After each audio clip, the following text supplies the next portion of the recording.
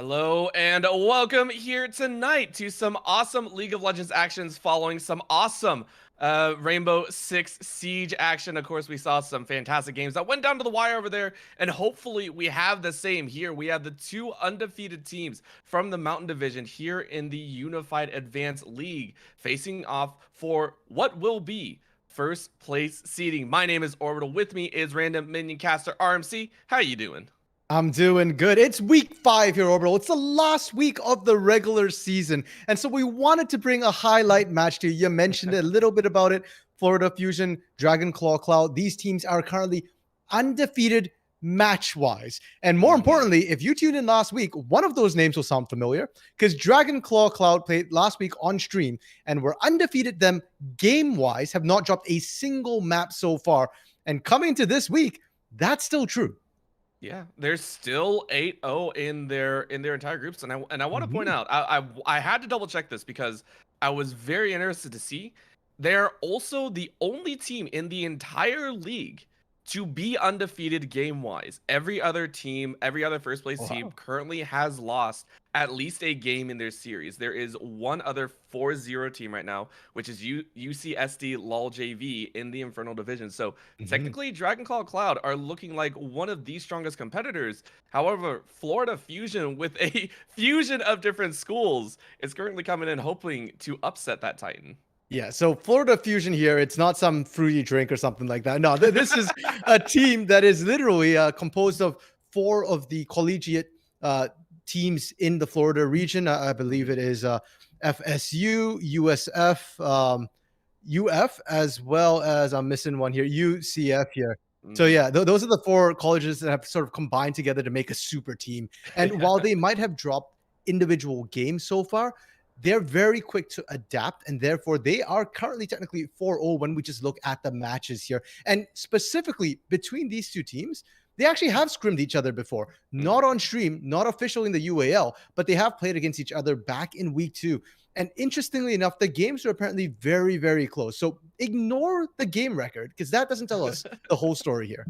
Yeah, it's not going to be, and I mean, let's be honest, some of the Florida craziness is going to be needed if you want to take down Dragon Claw Cloud. We saw how well they played last week, and this week it's no different. Again, like we stated, it's all up to these teams to decide who gets first place and who gets second going into the playoffs. And I mean, we will be taking a look, of course, for Dragon Claw Cloud once again at DC Jumper, who last time had a fantastic showing. Hopefully this time as well, but we are getting into the picks and bans here with Florida Fusion on that blue side to kick things off. Now, to let you know that Florida Fusion have lost their last 2 bans for the entirety of this series, so please keep that in mind. So they will have a little bit tougher time here as we do see the Shen and Kane banned away. Yeah, and we're starting right off here, bro. Not with necessarily meta bans. These aren't champions that are S tier right now in the current meta. These are targeted bans. So the scrims are definitely showing through. Shen and Zoe coming out for Florida Fusion. And for Dragon Claw Cloud, the Kane ban is absolutely massive to keep in mind. Reaper, the jungler for Florida Fusion here, is a well-known Kane player who does extremely well on it. Kane also doing currently very well into the likes of Xin Zhao and into Diana as well. Speaking of which, Xin Zhao being taken off the table here away from Dragon Claw Cloud. Yeah, listen. No one wants a Fed Xin Zhao to worry about. And no one wants a Fed jungler, period, right? Like, that's just a scary thought in general. Viego's still up on the table, which we just saw, I believe, in the EGL finals. We saw a very dangerous Kane. So it will not be picked up first, though. Florida Fusion going with the Mad Hatter himself. The Mad Mechanica Bomb. Ziggs will be gracing the Rift. And I had the opportunity to chat with Mega Blaziken, the coach of Florida Fusion here.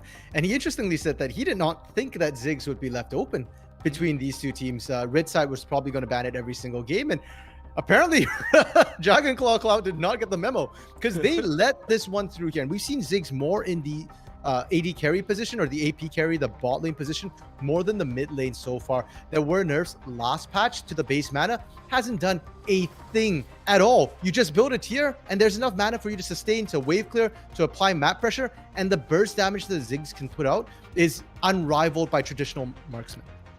Yeah, well, you know what will deal with a Ziggs if you let him get too close is going to be that Viego. Viego picked in first pick. Second pick is that Syndra Hover, which personally I do like if that is a Ziggs mid for whatever reason it is. but it is going to be Syndra locked in. A lot of stuns and a lot of Scatter the Weaks potentially reaching the rest of Florida Fusion. Okay, hear me out here overall. That might be a Syndra bot lane pick, actually. Because Syndra does well into Ziggs in general. And one of the reasons why Ziggs has come into meta is that he does so well against most of the traditional marksmen. He's got so much safety and they can't really punish. Syndra has been played in the bot lane before. There was a meta where she was popular there. So there is a chance that this Syndra is specifically to deal with the Ziggs and they'll just match whichever lane that Ziggs ends up going to. Yeah, that is such a terrifying option. And I mean, if we see the APCs rotate from mid to ADC, we may see the ADCs go to mid, right? That would be a very entertaining sight to see. However, the Karma has been locked in. This is considered a flex pick between, I believe, top and support currently. Kindred, though, being locked in, having that Lamb's Respite will be crucial if you want to stop Viego from getting those resets. Top mid and support even. The Karma can also go mid. We usually see that when you're trying to sort of protect your jungler, give picks like Xin Zhao, like Olaf, aggressive duelers who want that shielding here. It still works pretty well with the Kindred, but I'd be a little bit surprised to see it mid instead of the support role here. And I'm actually a little surprised to see the Kindred pick up at all. Generally speaking, the top tier jungler right now is Xin Zhao, followed by Viego Diana. And Diana was available, but Florida Fusion, they've got a plan, they've got an idea here, and I'm curious to see if they're just going to rely on this Kindred as the marksman and then pick up two chunkier, tankier members who can engage bruisers to act as a front line, or whether they're going to go for a sort of damage overload composition and trust in that Lamb's Respite coming out from the Kindred to keep them alive. Well, the Alistar has been locked in, the final pick of the first round phase for Dragonclaw Cloud. We are into the second round of bans, which are, of course, only for Dragonclaw Cloud. They will go ahead and take away the Silas and the Tahm Silas, of course, you have to if you are playing the Alistar. That's pretty much a known fact at this point, and it is straight into that blind pick, potentially for that top, mid, or bottom lane carry role here for DCC. Yeah, and to me, this will tell us a lot about what Dragonclaw Cloud, or where that Syndra is going for Dragonclaw Cloud here, because traditionally this is where we see the marksman being picked up, and then you kind of leave the counter open to your solo lane. And we do see the Camille coming through, so if anything, that makes me think even more so that we might see the Syndra bot lane. One thing I do want to point out about the Alistar pickup here as well, it's also there for the displacement to deal with that Lamb's Respite, right? You can knock one target out, you can hit but one target and kill them outside the Lamb's Respite here. And the synergy there between that and the Unleashed power from the Syndra is going to be critical for priority targets. For the Fusion here, they're still looking for potentially their sort of solo lane pickups. And we talked about the fact that they probably want a bit of tank in front of them, a little bit of engage, something to soak up damage so that they can do objectives easier, that they can tank up the damage. Volibear fits that bill, and Lucian coming in for that mid lane as well. That Syndra is gonna have sort of choice of where you want to go. It's not a terrible matchup into the Lucian. You don't have priority, but come 6, you get some kill potential here. Yeah, and it's this is gonna be really interesting. I think Florida Fusion might have a run of the map. This is specifically saying that they are going to swap Ziggs and Lucian to whichever lane they feel is most prominent for them, right? That is something that you can do with these two champions, so we'll see how they decide to play it out. But like you said, Lucian mid is usually the more prominent feature for this ADC in particular. Okay. Excuse me. And the follow-up, the last pick that Dragonclaw Cloud have opted for is that Varus. Varus going towards that ADC role, so it will be Syndra in the mid. Okay, so like I alluded to with that Lucian Syndra matchup, Lucian does have prio pre-6 and even post-6. It depends on how the lane plays out. If Syndra can get some poke down, then Syndra gets priority. But if you can't land those Dark Spheres, Lucian gets run of lane. And already Florida Fusion, they secure safety for this Kindred in the jungle here to pick up your marks.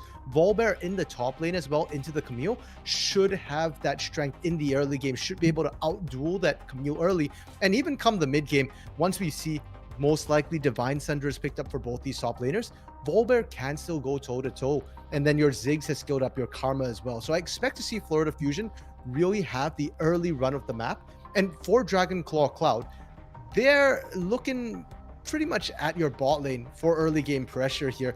Maybe Syndra can land a stun and maybe you've got a bit of kill potential, but it's a bit dangerous for this Viego as well, who's not known as a strong early game jungler. Once they skill up, however, they do get a little bit scary, but I do have concerns about them trying to ever get in range to deal with this Ziggs, this Karma, who can both poke you from very far away. And the just mobility that Florida Fusion have drafted themselves in the mid to late game.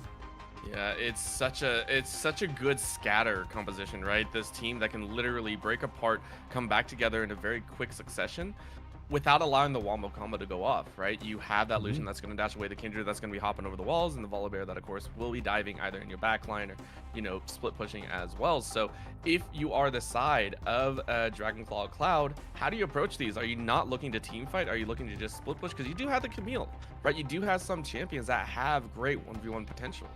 Yeah, Dragonclaw Cloud have actually better pick potential, I feel like, than Florida Fusion have here. So if you can find a winning lane, then you have a chance to play through here to try and find picks, play that macro here. And I am looking at this Camille because despite the fact that Camille will lose early to the Volibear, you have a lot more agency and safety to split push against that Volibear than the Volibear does against you. Like, the Volibear's got the out to get over a wall. That's not as repeatable, as sustainable as the hook shot from the Camille here. So I wouldn't be surprised to see an Ignite teleport Camille picked up here to try and win that top side and give you a lane to play through. The other thing that they can do as well is get creative with the Viego, with the Camille. Both of them are very good at getting flanks here. And you can force an engage from the front with that Alistar as long as you have these members ready to dive the backline, this Camille, this Viego, ready to get onto that Ziggs here and onto that Kindred. If you can burst out two of them right off the bat, you win that fight. Not to mention, of course, Syndra with the super long range pick as well. So Dragonclaw Cloud, they won't want to sort of fight hit into this composition. They've got to get the vision and they've got to find creative angles. Yeah, the angles are all it's about, and you touched on it a little bit. The Viego, the Camille, two really good champions to be able to launch on the back line. And specifically, I want to take a look at DC Jumper, right? Touched on it a little bit in previous series. He has done very, very well. We talked about how the Kindred is kind of the counter to that, or hopefully going to help counter that. How do you feel Reaper will stack up, I mean, against such a prominent player on the Dragonclaw Cloud squad? I mean, Reaper has been described as a wild card by his own team here. So, I mean, it can kind of go either way, but I do think that the Kindred is sort of a safer pick because you can scale up on it even if you have a rougher early game. So my biggest question is around those Lamb respites. If Reaper can get the Lamb's respite off properly, then I think Florida Fusion won't have a problem. And from what I hear, the issue isn't necessarily with the mechanics from Reaper, it's more decision making. So I expect to see Florida Fusion be able to use that well. And then it's more just a question of, do they have the right vision and do they get picked off by Dragonclaw Cloud here? If you get picked off where Reaper can't help you, then that's your problem. That doesn't sound like a Reaper problem to me. That doesn't at all, but we will have to wait and see. Of course, game number 1 will be underway very, very shortly here for first place. Remember, this series is for first place in the Mountain Division, and we have the 2 undefeated teams here to bring us up to speed. So, of course, we will be right back with game number 1 between Florida Fusion and Dragonclaw Cloud. Don't go anywhere.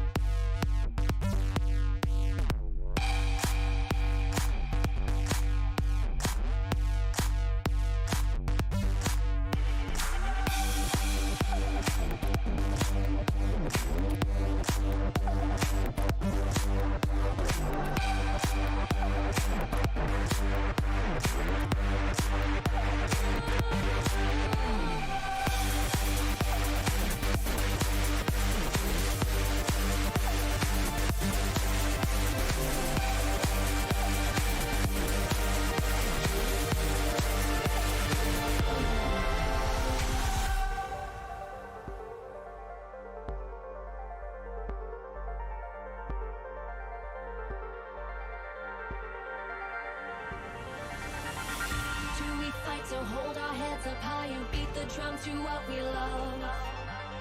Risk the follow, we have felt it all come crashing down from far above. Stars are rising, countless worlds colliding, only one will take it all. Can we bring to fall the giants? Can we make the final call? We are the ones to ignite the darkest skies. The champions of the world that we defy. A soul right of the few who rise up high, and we all fight at the last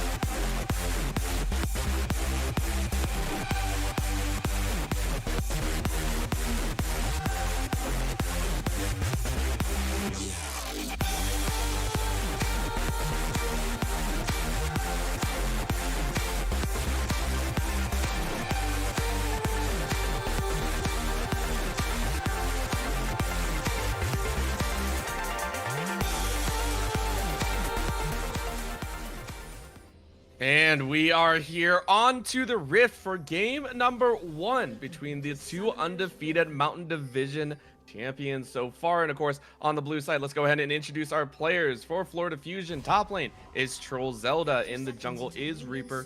In the mid lane is Firat. In the ADC position, or APC, is Inferno Dan. And at support will be Cell. And on the red side here, it's Dragon Claw Cloud looking to continue their undefeated spree with Elated in the top lane, DC Jumper in the jungle, Stretfa in the mid lane, a Squip as AD carry, and Lucky Fam in the support position. With some beautiful skins, I might add. These are very colorful ones. I think the one that I saw was Squips. I think that's the new Cosmic, either Radiance or Ranger. I couldn't figure out the word, but yeah, it's a freaking gorgeous skin. I wish there's a way to see what skins people are wearing in game, like as a spectator. Not in Champ Select, mostly because we don't read that fast. And on top of that, like I'm not super familiar with the skin, so to me, like I just like, oh, pretty skin, Cowbell Alistair. That's like all I remember. That's the only one we care about, right? That's the only one we care about is we need more cowbell. We always need more cowbell, and hopefully we see some cowbell in the bottom lane as both junglers have opted to start on their bottom sides. The bot lanes helping them out in their rotations. We do see Jumper clearing what looks to be a little bit faster, I think. Different clears here. Jumper is looking for that full clear here, whereas Reaper is hopping topside right away, just starting that red buff to buff style start here, looking to maybe try and find a little bit of cheese. And I do like what we're seeing, actually, straight up invade, because he did get an aggressive ward down. This is not safe for Reaper. Jumper didn't full clear bot side at the end of the day. Yeah, this is going to be a little bit chancy, and Reaper is about half health, so both mid laners start to rotate over, but Reaper calls it off because I'm not even going to chance it as Swift keeps getting harassed bot lane. And that sucks for Reaper right here, because now you're set behind, and suddenly the Kindred, you might not actually be able to get your first mark here. Wherever that first mark is, you can expect Jumper to be a little bit ahead, look to contest, look to deny it. We are seeing a little bit of a poke on the bot side here as well. As is expected, Ziggs Karma will be able to shove a little bit better, have the advantage, and I'm actually a little bit surprised that Lucky Fam opted for the phase rush instead of the Guardian here. Won't be able to deal with the poke as much, but we'll be looking to make plays instead. Topside. Oh man, Elated actually going in. I don't think that's what he wanted to be in. Troll Zelda picks up first blood, whether by accident or on purpose. The bear gets a kill. Now he might actually be able to trade back. Oh, gets two, but Jumper is able to collect that kill. So 1-for-1 trade across the top and jungle. You know what? Troll Zelda sacrificed his life for a good cause there. That does give prio to Reaper on this scuttle. We're just talking about the fact that when that scuttle spawns, that Viego is going to be ahead. He can potentially be there first to contest, but it doesn't matter because your top laner's dead. You don't get any reinforcements. If Jumper is low on health, he can't contest. And Troll Zelda made that happen all solo. Yes, it's 1-for-1, but that was a 1v2 effectively here. And that's exactly how Florida Fusion want their game to be starting off. A little bit of craziness, a little bit of action, and a whole lot of bear in the top side. I mean, that was, in all honesty, very close to a 2-0, right? Troll Zelda had Jumper, I think, down to about 100 HP. One more auto attack would have taken it. And Elated now, without any flash, was able to hang on to the teleport, so does have that available, but is now going to start losing out potentially on a very large wave. Yeah, and top side is kind of done for Dragon Claw Cloud for the next little while here. Elated opted to go the Cull, and we spoke about the fact that, hey, you know, I would like to see the Camille run the Ignite. There's no Ignite here, it's Flash, so the kill potential is not very high for Elated here. And now for Dragon Claw Cloud, Jumper has to look at the other lanes. Mid lane, still a viable option right now, very, very even. Bot side is going to be a little bit difficult to gank as long as Florida Fusion put the right vision down. If they have a ward, Jumper doesn't have a good angle. And as far as I can see right now, Lucky Fam doesn't exactly have the best engage options here. Trying to run into a Ziggs Karma is extremely difficult. At the very least, you're probably going to have to burn that flash. And you can already see both Ziggs and the Karma going ahead, laying down a little bit of oppression as this dragon is spawning. It is a Cloud Drake to kick things off, so probably won't be, I want to say, too attentive to try and set up for that. We'll see which team decides to go for it first, but it is available if they wish. Both sides can go for it. I mean, with the prio we're seeing from the bot side here, it's easier for Florida Fusion to get it. There is still teleport on Elated in this top lane here, but Elated might be diveable. Yeah, that was a hook shot down, and Elated has nothing. The tower is not going to help as a Stormbringer is so useful. Textbook top lane dive by Troll Zelda. And that's a disgusting thing about Vol, man. You don't need a jungler. You can solo that nice and easy. Lucky Fam missing the pulverize here. Gonna have to pay the price. Cell going ahead and have a lot of free hitting practice there as a dragon will be taken by Reaper. So far, Florida Fusion, the fusion of the four schools, coming together to get a little bit of a lead. And this is what we kind of expected when we saw the drop, right? This Dragon Claw Cloud isn't an early game team. And if they start to fall behind in all their lanes, they've got issues. That said, you can't afford to fall behind without any response here. DC Jumper needs to try and make a play somewhere, and I am calling it mid here with this Syndra right now. There is kill potential. You have a lot of mana here, and if you can land one Scatter of the Week to allow that gank between the Unleashed Power and the Heartbreaker once Jumper hits 6, that should be an easy kill onto this Lucian. All the mobility in the world won't help you if you're dead before you can use it. Such a real option, and you can see Jumper thinking exactly like you, RMC, here. Maybe you're thinking like Jumper, you know, just making sure that it's there. That's going to be the Scout of the Week landing. Fire Rat has to get out. Nice little dash into the stun, though. That's the Unleashed Power. Flashed a little bit too late, and Stretfa picks up a kill with the assisted Jumper. Gonna be honest, Orbital, I wasn't sure they had enough damage because Jumper wasn't 6 yet, but they managed to land both the stuns there, which is critical. Originally, I was thinking you just land one stun and you've got the burst there. Landing 2 gets kind of iffy, but as you pointed out, Fire Rat held that flash a little bit too late. Now, we'll have to TP back into lane, but is down CS right now. And this gank into the mid lane, it's going to be repeatable every 2 minutes when that Unleashed Power comes back up. And next time, there's a Heartbreaker, so it's even easier for the side of Dragon Claw Cloud. Definitely easier, but you know what's not easy is Elated. Not elated right now. Really not enjoying top lane. Even went the Cole, and that just means Troll Zelda is going to try twice as hard to keep the Camille from farming. Yeah, that's kind of brutal. And you can see Troll Zelda kind of building up a bit of a wave here. We have to remember, we just saw the dive come through from the top side solo there. If Elated gets chunked by the wave, and if there is a big enough minion wave, that dive goes in again. But it's also sort of a signal. You know what they're attempting to do. And DC Jumper is in a good spot right now. He finishes clearing the wolves, now rotating topside, and he should be there just in time to deny this crashing wave here. And if there isn't a Kindred, if there isn't Reaper diving with Troll Zelda here, then that dive is not going to work. So good pathing coming through from Dragon Claw Cloud. Again, plates going the way of Florida Fusion. That's one top and one bot so far. This is just another hard dive top, but this time the Unleash, the ultimate Hextech Ultimatum is going to give a little bit more time, and Troll Zelda is actually dead as Jumper is not able, or is able, very sorry, to be able to help secure that kill. I love Florida Fusion right now, and I love Dragon Ball Cloud. They're making me look like a prophet with how well they're playing these right now. That said, I do want to point out how low Elated got there. That was a 2v1. Granted, Jumper wasn't completely in position, was still trying to clear the camps. And we'll actually lose the mark to Reaper on this invade because of that. But it was still very, very close. And that's not great for Elated. Elated doesn't get to stick around, doesn't really get to soak up that wave, and the wave pushed back out again. So Troll Zelda can now take his time, set up the wave once again, look for that dive. And like I said, next time they do this, I want to see Reaper ready and waiting in the wings as well to prevent this Viego, who, by the way, is 2 levels up right now. So that jungle mismatch is getting a little bit wider. You need to make sure Reaper is there, or else that Viego is going to keep on snowballing. Gonna just be a huge annoyance. As you can see, Jumper going ahead and heading down towards the bot side. Cell and Inferno Dan have both so far been pretty good. Chain of Corruption whiffing, as the Satchel is going to keep the Zig safe. That so far is now going to be in the mid lane. He's going to feel the power of some ultimates, and so far fighting across the entirety of this game. Every lane kind of scrapping for dominance.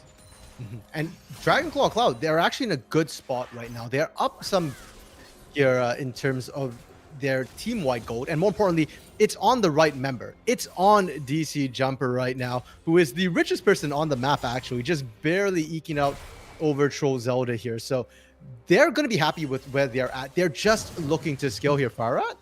Yeah, Farad getting dove under the tower, and Jumper starting to farm up a little bit more here. That's not a great position for Florida Fusion to be in. Now that Lucian is in a bad spot, if Stretfa can find a meaningful lead, if you hit sort of a big item spike ahead, if you do get that mythic first, suddenly this is not a lane that Lucian gets to play. And we've not seen Reaper really gank any of the lanes here. As I say that, they're kind of ganking mid. Yeah, Elated is going to go ahead and flash out of that top lane. Strefa is going to go ahead and get a stun onto Reaper, though. The Lamb's Resta is still up, so they can't collapse fully just yet, but Troll Zelda is taking a little bit of an awkward spot. Hextech Ultimate into Lamb's Resta is going to keep them all alive, but Strefa is still very, very healthy. He's going to go ahead, scatter everyone. The dive into the tower as Reaper just barely collects the mark. But an overall 2-for-1 means the jungler is dead, and Jumper gets the second Drake of the game. Yeah, really good response on the bottom side of the map as well. You know that the dive is happening top. They rotate instantly here. They do have to watch out for the Mega Inferno Bomb, but no vision, so it doesn't come through. And top side, Reaper going for this forced play there was very risky. Oh. Yeah, they're going to go for it. I mean, they have the damage. Inferno Dan is going to try and flash away.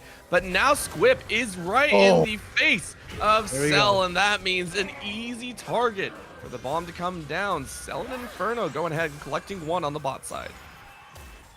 There was an attempt, Orbital, coming through from this bot side here. And it's this bot side that Florida Fusion can really lean back on right now. This Ziggs, this Karma, is not really punishable, and they're scaling. As the game goes on, they will be able to output more damage than that Varus, than that Alistar here. And for a Squip and Lucky Fam, you don't get agency. You need to wait for backup to come here. Ooh. And Lucky actually playing the smart move there is actually dancing inside of the minefield to continuously force Inferno Dan to take damage. And now Jumper might give it a shot. There's a full man collapse here on the bot side, so Dragonclaw Cloud are going to get one. Now can they get more? Cell is very low. That's the execution. Heartbreaker stealing a soul, and Reaper is now going to get followed up on double kill for Jumper, who is now 5 kills deep. Yep, Jumper is definitely online right now, Orbital. Those resets coming through, and I love the way they juggled the aggro. They gave over the kill as well, over to a Squip from Inferno Dam. They just rotate right away to chase everybody else out to maximize the kills here. And they're really, really coordinated coming through from Dragonclaw Cloud. This is why they are undefeated. And the lane strength was what we saw from them last week. This week, we're starting to see the coordination. Now, the question remains, can they macro better? Right now, we're seeing lane leads. These are from finding good kills in lanes, from out-rotating a little bit better. But kills don't necessarily win you games. It's more about turrets. It's more about objectives. And so far, for Florida Fusion, is still up a turret and a half right now. Doing very well, and that's why the gold is so close. You can see it 22.6 to 23.6, only 1K. Now that Rift Herald is going to give it a shot, but of course, Chain of Corruption always up, and they just leave, but the Lance is going to keep Inferno Dan up. Oh, that headbutt, Lucky Fam, so mean. So mean, and a satchel right back out. And Jumper's going in. Jumper wants some more and has to flash away. Everyone was there, but Cell was able to keep them just barely healthy, and that does mean it's only a 1-0, but towers should fall the way of Dragonclaw Cloud. Really good mechanical play coming out from both of these teams here. Reaper's Lamb's Respite, that was one of the big questions we had. Well, it's been answered. Yes, those Lamb's Respites are on point. They will do a lot. But that was precisely why the Alistar was drafted. Immediately when the Kindred was picked, Alistar came out, and this is precisely it, right? Inferno Dan, you're not actually safe inside that Lamb's Respite. You can get knocked out, can still get picked off here. And Dragonclaw Cloud, they're playing it well. They're not allowing the Ziggs to set up the siege situation that Inferno Dan wants to see here. We've not really seen those satchel charges instantly just reaping away turrets here. Instead, it's been Dragonclaw Cloud able to push in, and this is a good thing for them, that they could break the mid lane turret so easily. Herald's coming up, minute and a half. Dragon's coming up, minute and a half here. And those are easier objectives for Dragonclaw Cloud to take. If you can take a turret, you can take a dragon. It's that easy, just 1, 2, 3, you know, it's the easiest thing in the book. But of course, it will be an Ocean Soul, so the bushes have been grown, and you can see it, right? A lot of these bushes are going to give Lucky Fam huge opportunities to get some of these stuns off, and that's one player that we do want to keep our eyes on. But Jumper so far 5-0-3, right? We talked about it in the pregame. This player Jumper has always been kind of a catalyst for his team. Either he pops off or he enables his team to pop off, and thus far he is doing the popping.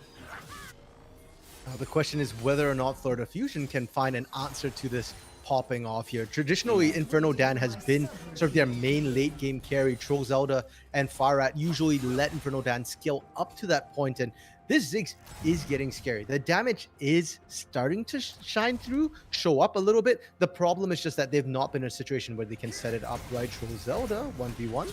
Yeah, but I don't think he wants to 1v1 someone that is 5-0-2. So far, has actually done very well. But now, this is Reaper's turn. That's just a destruction blown up where he stands. But the kill comes through. Firerat is able to pick up the shutdown. Now can they get more? Lucky Fam has nothing in the tank.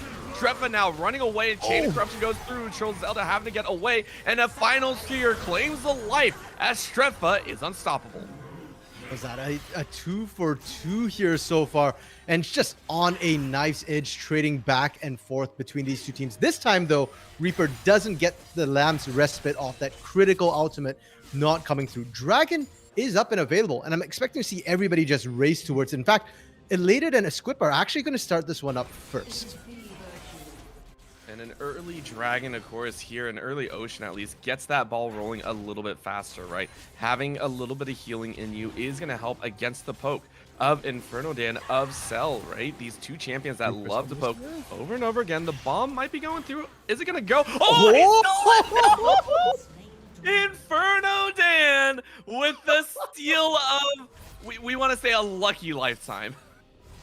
I think that was actually the Echo proc from the Luden's Tempest, which took it. Because I saw it go down to 90. I think the bomb blew it, and it went down to 90. And I think it was actually the Echo, which might have taken it. I wish I could see a replay of that. That is so ridiculous.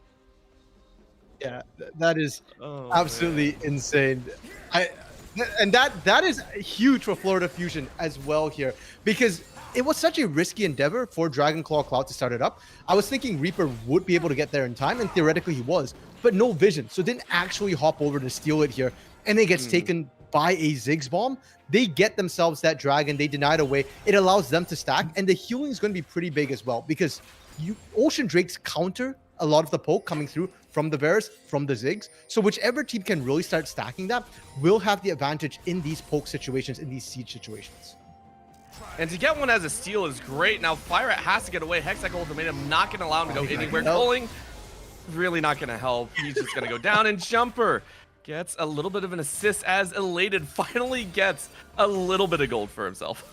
And this is exactly what we were talking about earlier. The fact that Dragon Claw Cloud have been finding advantages in their lane. Strefa? Yeah, Strefa's just dead. I think Jolzelda, no! Scatter the Wait. weak play? That's Oh my Strefa goodness. strikes. Alright, jumping in. That's gonna. No! Reaper just deletes! What? Reaper gets deleted with 2 abilities, and Strefa's like, get off me, bro. I'm the carry. He is unkillable at 7-0-1.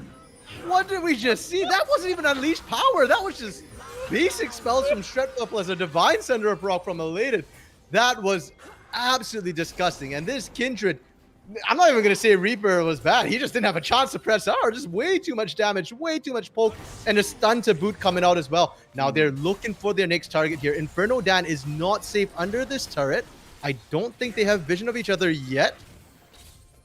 They're trying, but of course bot lane looks a little bit more juicy. Inferno Dan has been the recipient of 1 or 2 ganks, and Chain of Corruption's not there as the Varus is in mid, but bot lane towers should go down soon if Elated chooses to continue pressuring.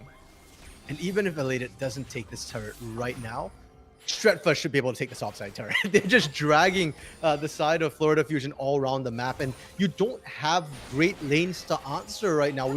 I would have said that Strefa wasn't a problem, but we've seen Strefa really handle that so well before, and Elated is just so mobile. It's not that Ignite Camille. Once again, I want to reiterate that, because Flash Camille is incredibly hard to pin down, is so mobile. It's not as strong in the 1v1, but at the same time, you're probably not going to find the 1v1 kill yourself onto Camille.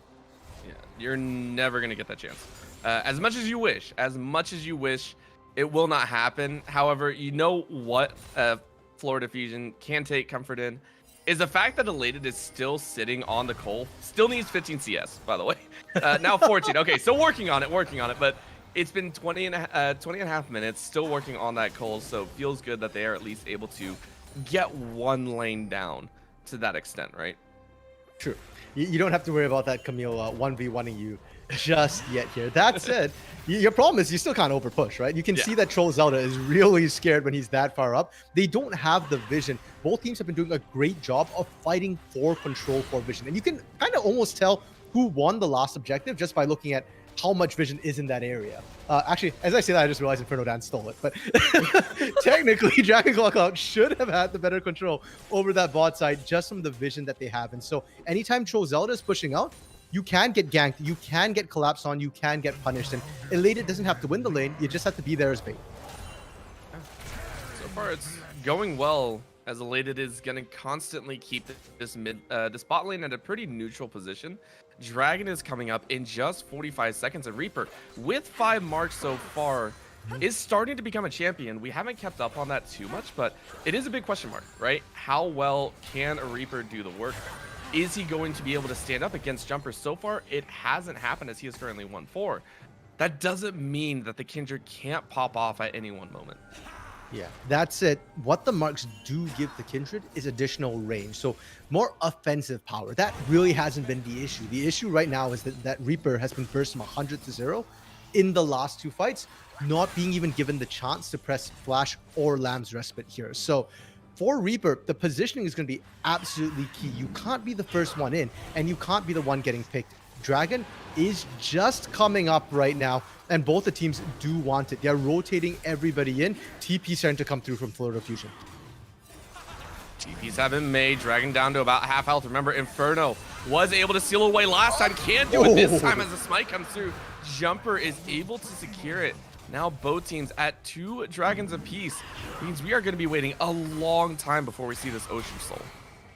Yeah, and it's going to be less about the souls than the Baron. We are at 22.5 minutes, so Baron is on the board, is available here, and I'm just waiting for a team to win a team fight. The bigger problem right now is that the teams don't want to 5v5. Their compositions aren't made to do that. Florida Fusion doesn't have great engage. Their idea of engage right now is Troll Zelda just running at people or ulting his way into a fight, but you don't have the immediate follow-up here, and you don't have a good way to lock down multiple members.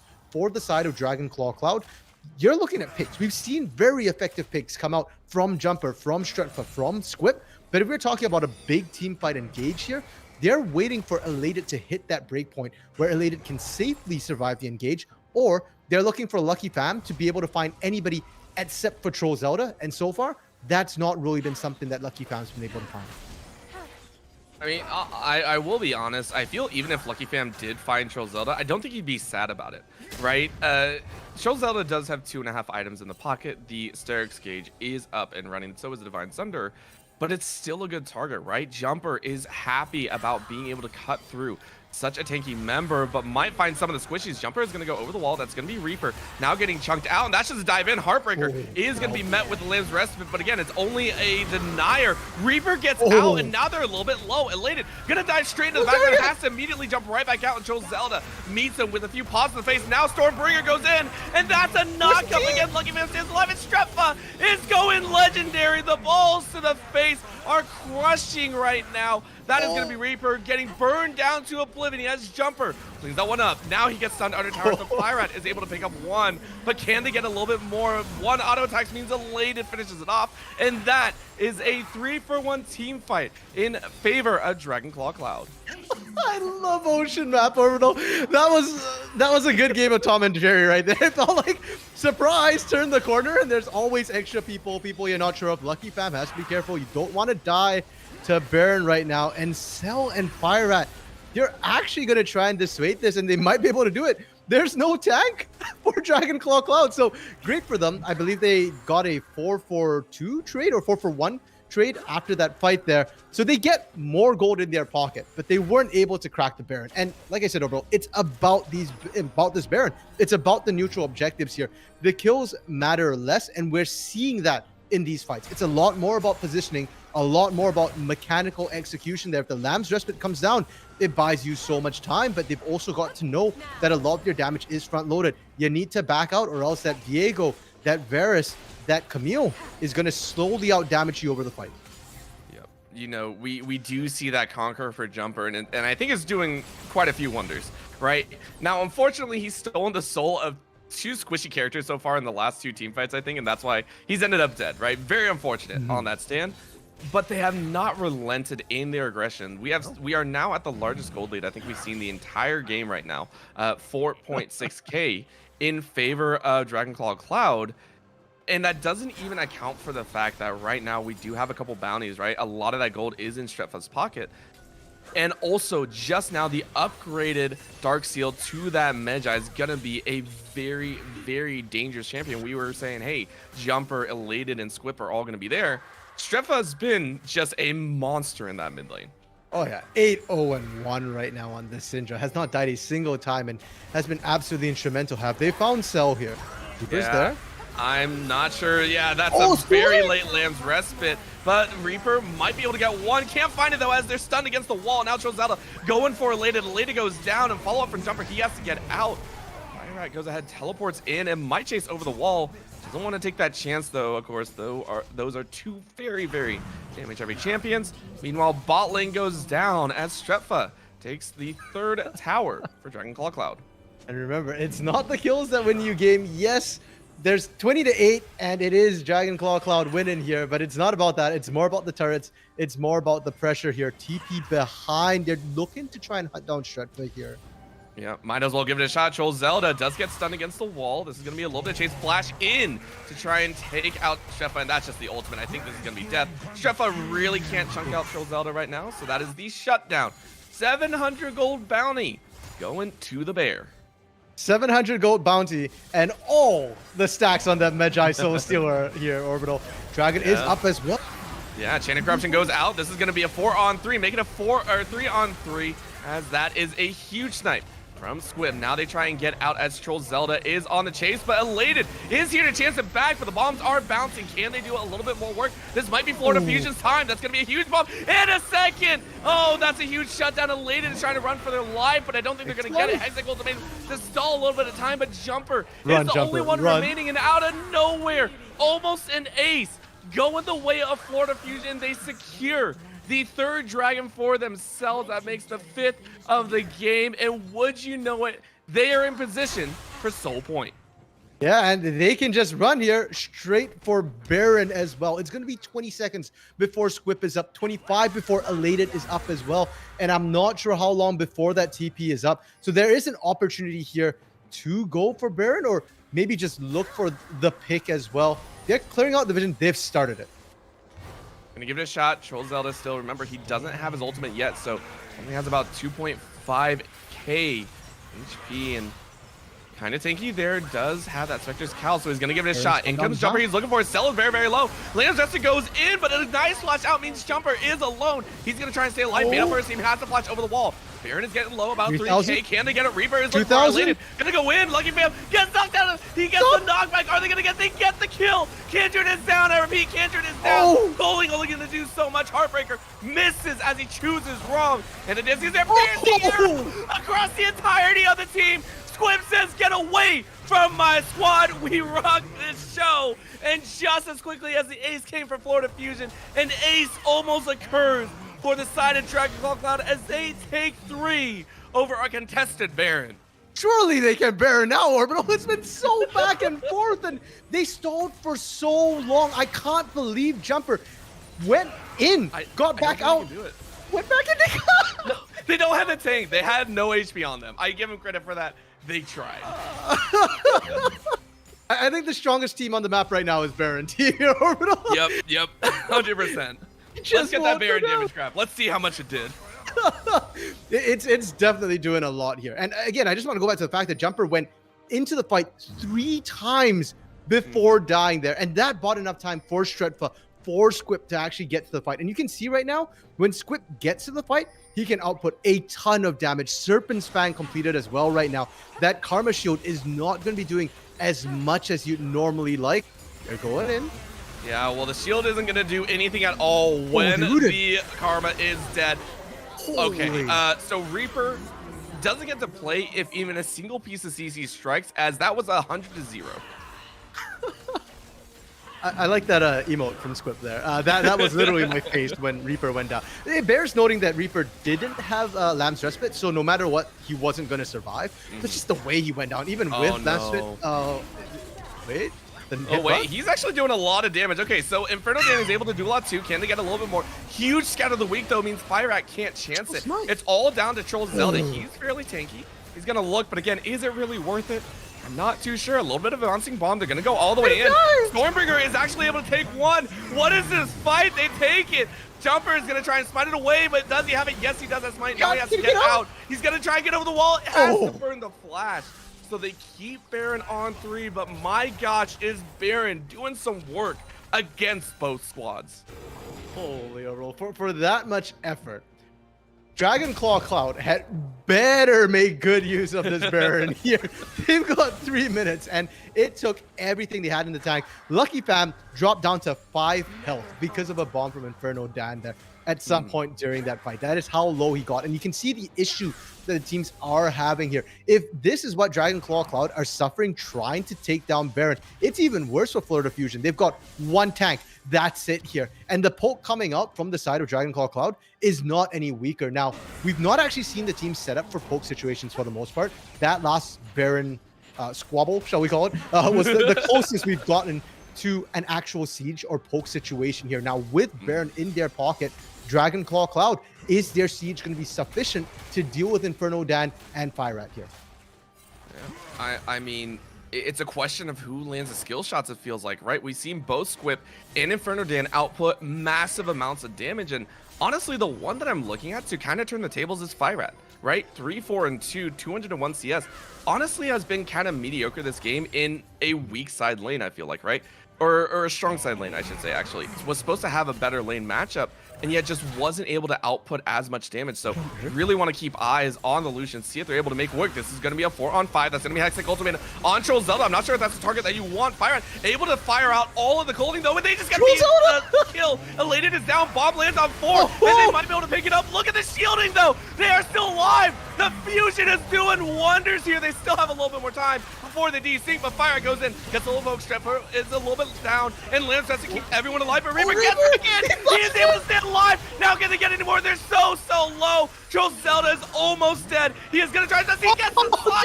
Double kill for the Bear. Follow Bear here is doing wonders. Squiff gets bombed to death, but Inferno Dan goes down to the spheres, and it's all down to Fireat and Strepa to stay alive. But most crucially, the most important part is this could be Soul going the way of Florida Fusion. A little bit of a poke, and Strepa, one on back down. Fireat almost dies. Okay, they're gonna try and go for it. Looking for it. Ignite is down. They can't finish it off. They can't finish it right now, and they're gonna pick it up. Ace, Florida Fusion, even though they're down 8 kills, have the Dragon's Soul, have the Ace, and would you know are still behind gold, and somehow still behind 10 towers. Florida Fusion just will not give up there. And I want to point out what TrollZelda was doing there in the Dragon Pit. You notice for a while that he stopped autoing it. It's not as if he had any way of reaching Stretfa whatsoever. That wasn't it. He just didn't want to drop it low enough that Stretfa might potentially steal it. Wanted to make sure Stretfa was dead before securing it. And that is really a heads-up, coordinated play coming out from Florida Fusion here. TrollZelda is a huge problem. Nobody can deal with him. We keep talking about the fact that Strepa was up, 8-0 at one point. Look at TrollZelda. He's 12-6. Sure, he's dying more, but he's also doing more. He's in your face, and he just absolutely mauled Elated in that last fight here. Right now, nobody on Dragonclaw Cloud can 1v1 this bear.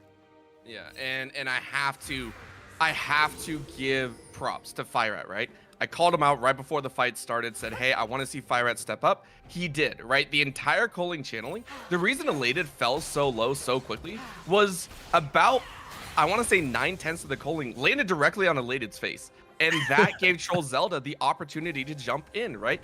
This Lucian that we've been watching to see be a big playmaker is now 3 items deep, has the Gale Force, has a little bit of the penetration, I believe, that is actually going to be Cyrilda's grudge, built up. So the chances are there, right? They have all of the components to make some of these team fights be a lot more dispersed, right? They don't have to all be so close. It can be all or nothing for the squad as Ziggs finally online. Kindred doing a little bit of work. Yes, 2.5 items only, but they have the components. They just need to find the right time. Yeah, and Kindred did pick up her 8th mark in that chaos there. And that's important because every 4 marks, Kindred's range goes up. She's now at 600 range, which is actually the longest range in this particular game here. Ziggs is 550, Varus is 575. So Kindred now technically outranges. If she gets another 4 marks here, it's going to start becoming rather significant. And you add that with the Ocean Soul, and suddenly the scaling from Dragonclaw Cloud is less of an issue. Yeah, great, you do more damage, but we heal up anyways, so we can negate some of that. And we have the Lamb's Respite. It is coming in huge. When it goes off so far, every single time, it's been so impactful in these fights. It's been so good. And I also want to say that Florida Fusion have found a really good way to not get caught out as much, right? Grouping up, making sure that they aren't caught in some of these lone situations that were really causing issues, right? They've been able to mitigate that a lot. They started grouping as 5, and it's made it so difficult. So now, kind of the Otis is on Dragonclaw Cloud. How do you approach this fight? How do you look for it? It's going to be Chain of Corruptions eaten by TrollZelda, but no one else can really follow through, right? It's kind of a wasted ultimate at that point. Yeah, and look at the vision as well here, Orbital, for the side of Florida Fusion. Everything around that mid lane, that center of the map, is warded up. There's no chance of a flank from Elated. There's no chance for a flank from Jumper here. So really, the only thing you're scared of is that chain of corruptions. The cooldown is fairly low now. It's 30 seconds. But still, as long as TrollZelda is the one eating it, they're fine. The moment it's used, they know for that wave now, there's no engage potential. Florida Fusion, they're safe to continue pushing. Baron is up. Scuttle is marked here. And the teams should begin setting up for this Baron dance. All teleports are available for all members right now.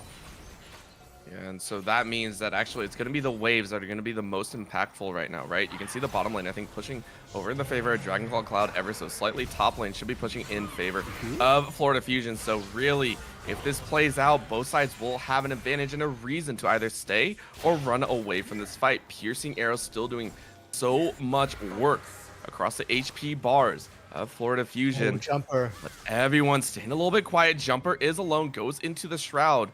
Looks like he's going to be okay. TrollZelda not getting a chance. I don't know if he wants to Gonna keep continue going. fighting. Yeah, he's actually going to fight this out, but is barely taking any damage. That's going to be a little bit of a battle song being played as they try and go on the hunt for the Stormbringer, but might be a little bit dangerous. Oh, Reaper almost gets blown up, gets the Lamb's Rest, but remember, that's a huge ultimate down to get a little bit of bomb out. Squib is taken down to 50% HP, and they're going to give it a shot. Lucky Pam goes in. Can anyone else follow through? Reaper eating so much damage, but no one falls and no one can continue. They're so scared to go in. Zelda is gonna get ulti, like ultimatum going in the back. Stormbringer doing so much work. Squib is out, and it looks like the fight has been won.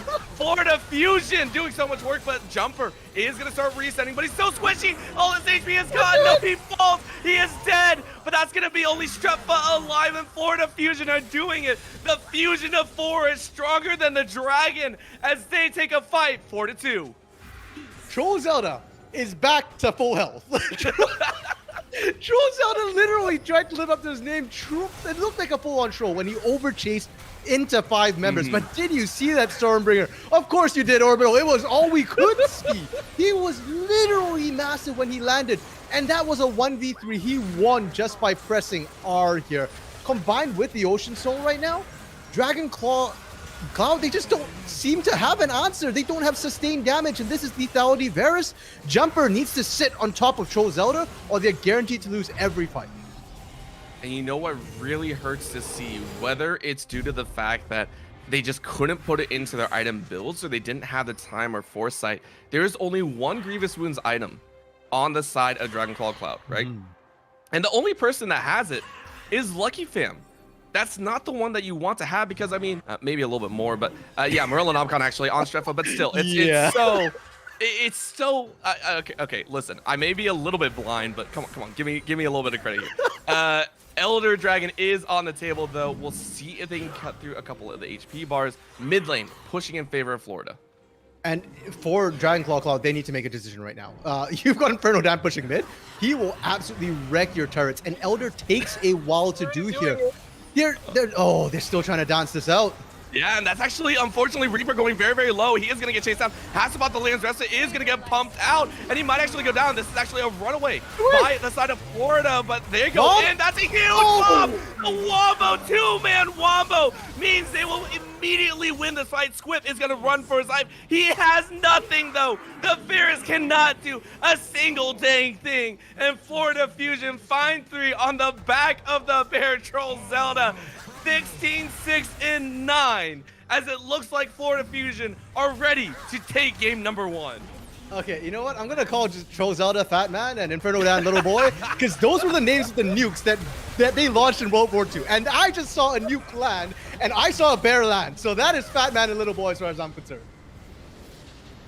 Game 1, going the way of Florida Fusion, Dragonclaw Cloud. They may be undefeated in series, but they are no longer undefeated in game score. The gods can bleed, and it comes from Florida.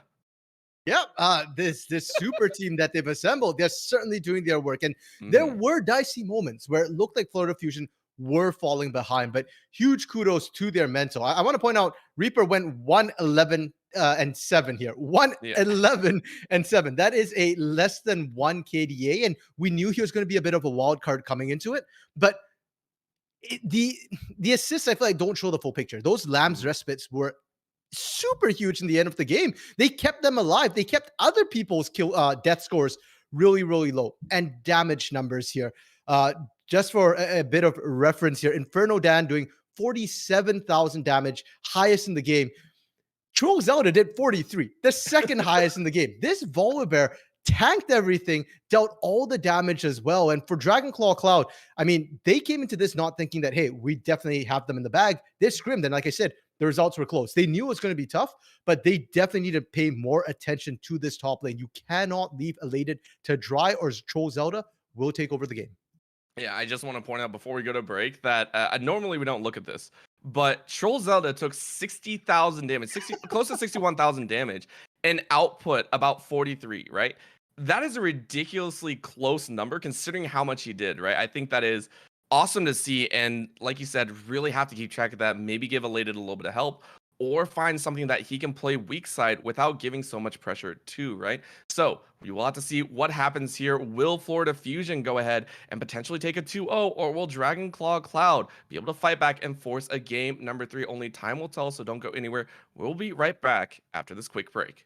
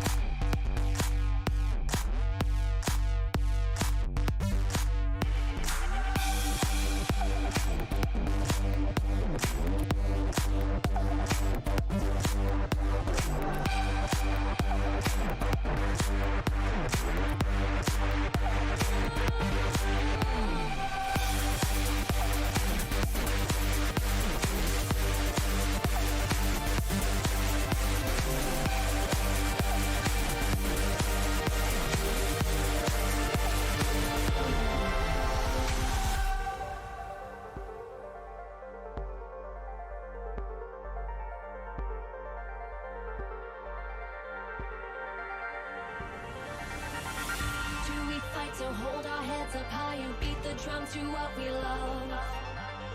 Risk the fall, or we have felt it all come crashing down from far above.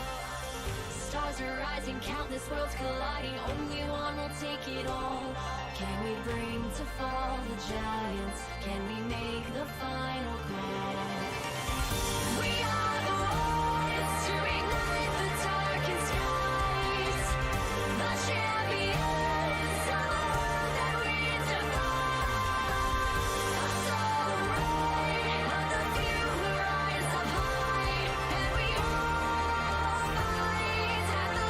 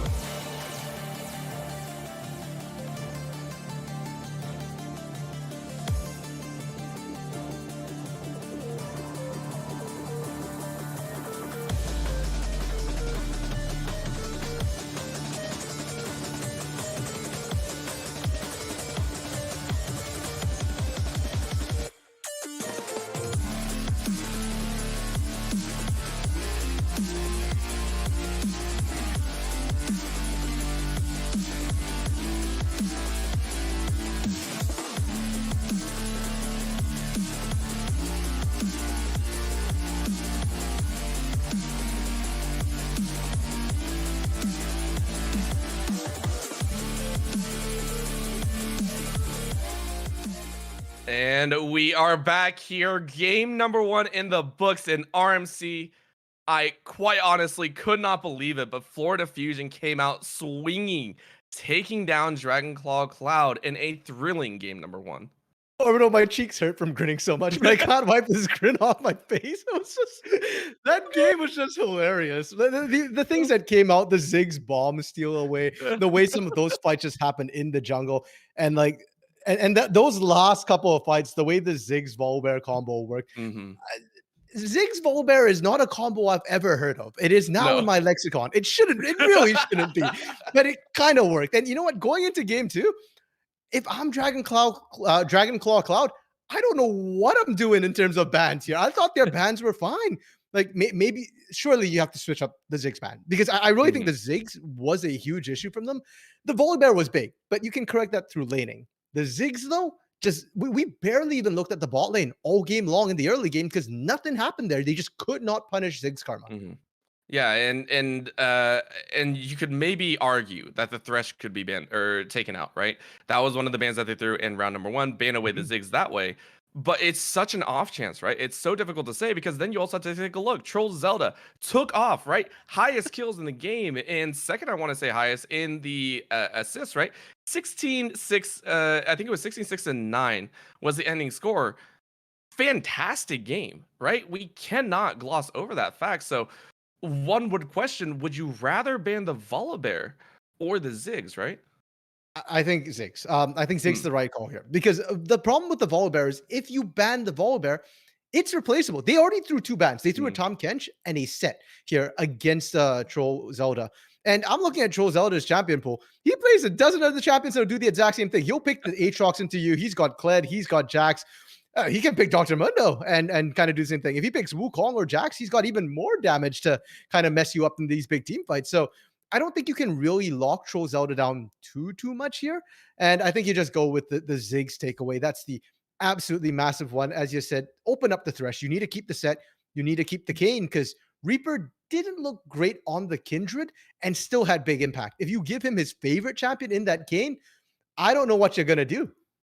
yeah, it's such a scary thought, and props though to the side of Dragonclaw Cloud, right? They played a fantastic mid game. I want to point Mhm. that out, right? Lots Yeah. of great kills, and the punishes that came out were, I think, second to none, right? Stretfa had a phenomenal game. I think it was close to 9 kills in that round before he Oh started yeah. going down, and unfortunately, that did hemorrhage the rest of the gold because of the fact that he had Medjais. Jumper at the same time did very, very well, and Squip had amazing damage output. Elated also had great soloing. Like every single member stepped up on their side. It's just their composition could not deal with the team fighting potential that Florida had.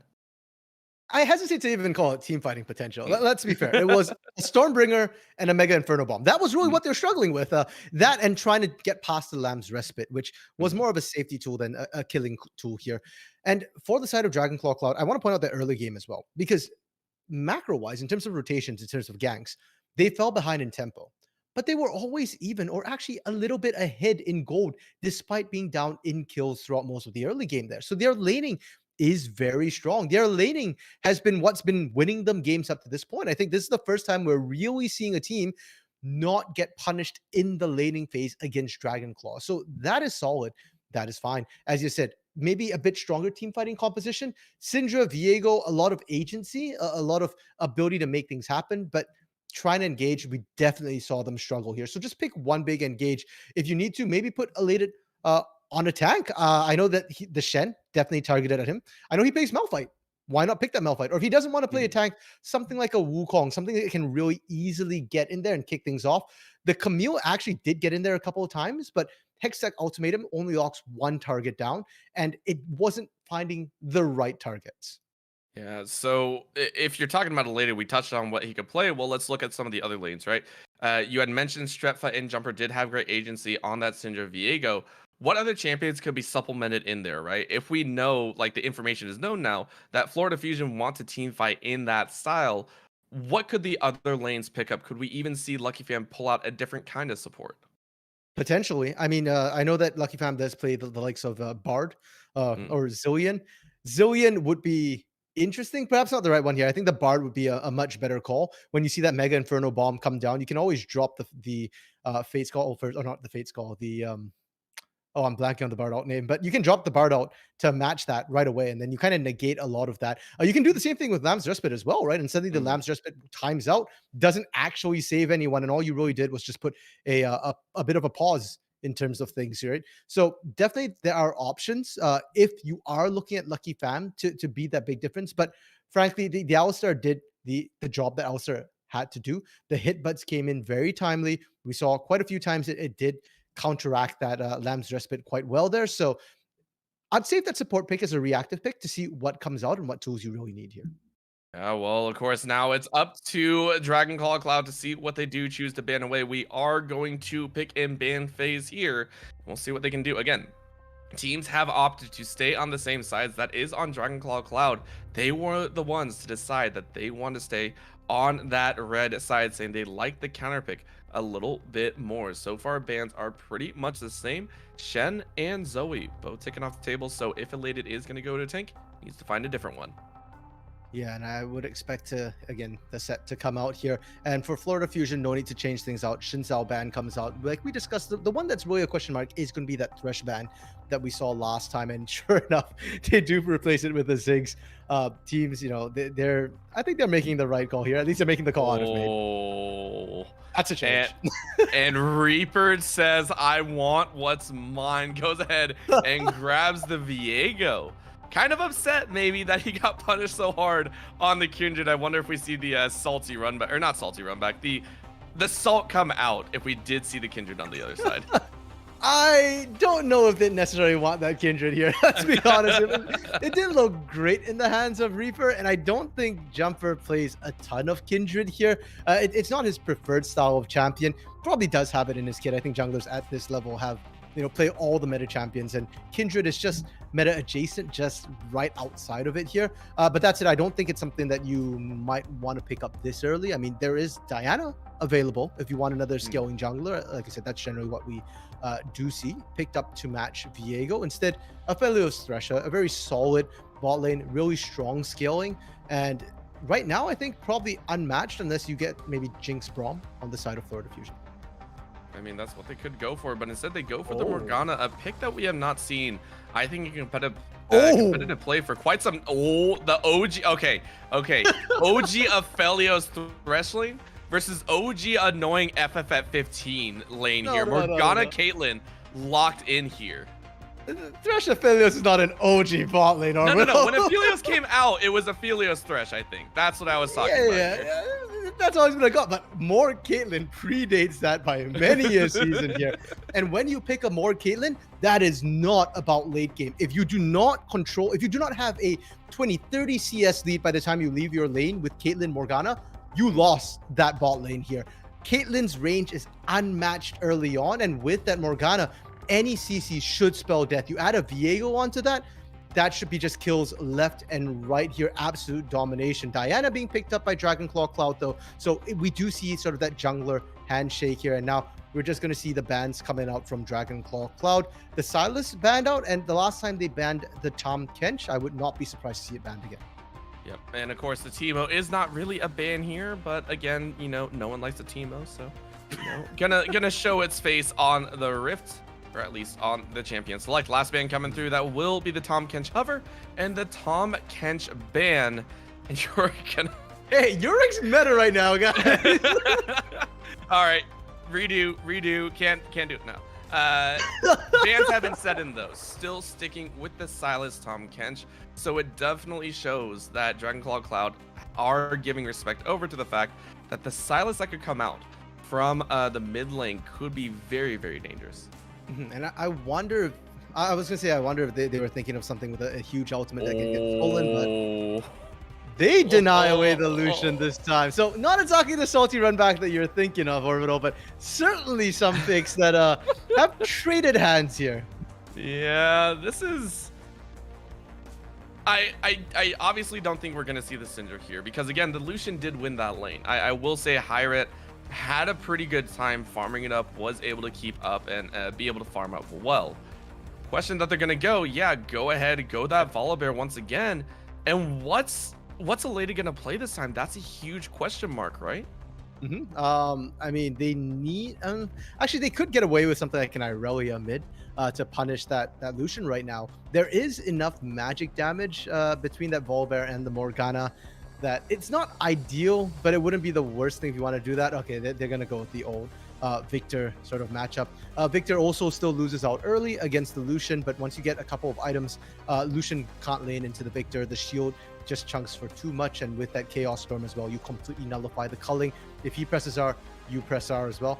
It's got nice team fight. It's got nice zoning as well, coming from the side of Florida Fusion here. So fairly similar style to how they ultimately ended up playing last game here. They have that long range poke, they have the disengage, and they have some team fight tools. We said Aatrox was a possibility, and it does get locked in here. All right, if you're playing for first place, you are gonna bring all of the cards to the table. And we're reaching kind of deep. When was the last time, RMC, that you saw an Aatrox played in a competitive setting? Thursday, Excellency Heavy League. But Never mind. Never mind. Okay, ruin all my hopes and dreams. Ruin everything that I just said. This is why I'm a play-by-play. We don't think, we just yell. That's all we do. But talk to me about this matchup now, because again, Elated didn't look great on that Camille. Will Aatrox allow Elated to have a little bit better time up there? Technically, yes. Aatrox should lane fairly well into the Volibear. You've got a lot of mobility here and the ability to stand in and trade with that Volibear. In fact, Volibear's trading pattern actually isn't sustained fights for the most part. You go in, you do your burst damage, you walk away. And the burst damage is fairly chunky. But against an Aatrox, it's going to be a little bit harder. The Aatrox has the mobility to keep extending that fight, and then it starts to go Aatrox's way as well. So a much better pickup here. And in terms of team context, I really like it with Diana. Moonfall, you catch multiple members, and suddenly Aatrox is in the middle of everybody who got pulled in with World Ender ready to go, just absolutely smashing everybody. And while all that's happening, you don't have anybody to pressure that Aphelios, pressure that Lucian, and they have that Lucian has the mobility to go around hunting for your backline, for your squishier targets like the Victor, like the Caitlyn, and Aphelios. You've got the range. If they're ever grouped up, if you've got Infernum ready, I'm expecting to just see one huge fireball and people dead. Yeah, that's that is what's gonna happen. I feel it's like game one, except on the opposite side. Just hey, everyone's dead. Just everything bounced, everything ricocheted, and Aphelios gets a pentakill, right? Not so many years, but still pretty up there. But if anyone's gonna stop them, it is Inferno Dan and Cell. We saw that they had a pretty good bully lane last time, right? The Karma and the Ziggs did very, very well. In this situation, how do you feel about it? Oh, I mean, right, because Caitlyn and Morgana are known as the bullies. Do you think they can pull it off again? Oh, definitely. Definitely. It's another lane where you just have that early prio, and if anything, Dragonclaw Cloud shouldn't be allowed to do anything. We talked about the fact that last game with the Karma Ziggs, as long as they've got vision, they are nigh ungankable. With Caitlyn, it's kind of even worse because she carries some of her own vision in those traps as well. Suddenly trying to blast going over into those bushes, that's very risky. Trying to force a lane gank, if you step on one going in, you're busted as well. So it's even tougher. And Caitlyn's got even more consistent long range. Ziggs' range really comes from the bombs, not his autos. So it costs mana. Caitlyn's autos are already just going to be longer range, 650 range, just not going to be able to match. So this bot side, 100% Florida Fusion's way. And for the side of Dragonclaw Cloud, they're not looking for DC Jumper to necessarily find early ganks. You're just farming up. You've got prio mid, you've got prio top, and that's what you play through. You just abandon Squip and Lucky Fam till they start to fall apart. Then you send the cavalry, and by then, Elated and Shretva should be far ahead enough that they should actually be able to win out when they're present. But of course, should be being the optimal phrase right there. We've seen what happens. Both sides do know how to play this game, and it was very fierce from minute one for both the sides. Troll Zelda getting that first blood kind of out of nowhere on Elated. Probably not going to happen this time, but hey, things happen, and we have to watch and see how this game 2 unfolds. But we will go to a very short break, ensure a quality broadcast for you at home, so please do not go anywhere. We'll be right back with game number 2 between Florida Fusion and DCC.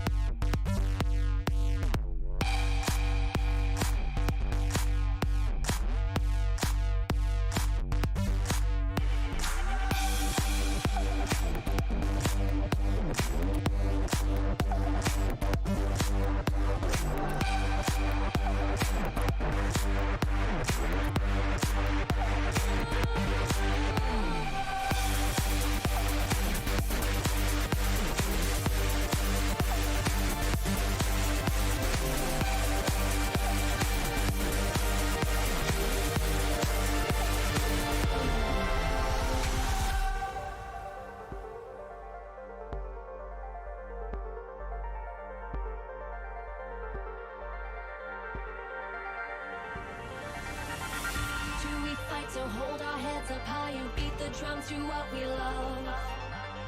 Risk the follow, we have felt it all come crashing down from far above. Stars are rising, countless worlds colliding, only one will take it all. Can we bring to fall the giants? Can we make the final call? We are the ones to ignite the darkest skies. The champions of the world that we defy. So right of the few who rise up high, and we all fight at the last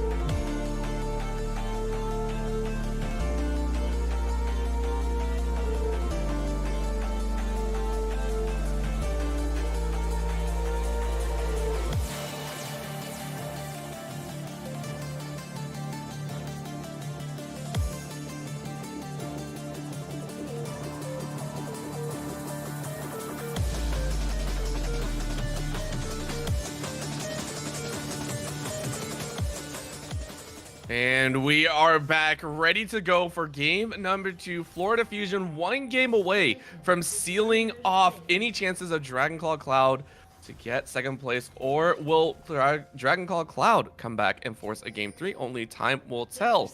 As we see a 5-man stack rotating towards this top side. Elated might not be in for a good time. Gonna dash over the wall, dodges the bind, whether he meant to or not, and is going to get out to safety.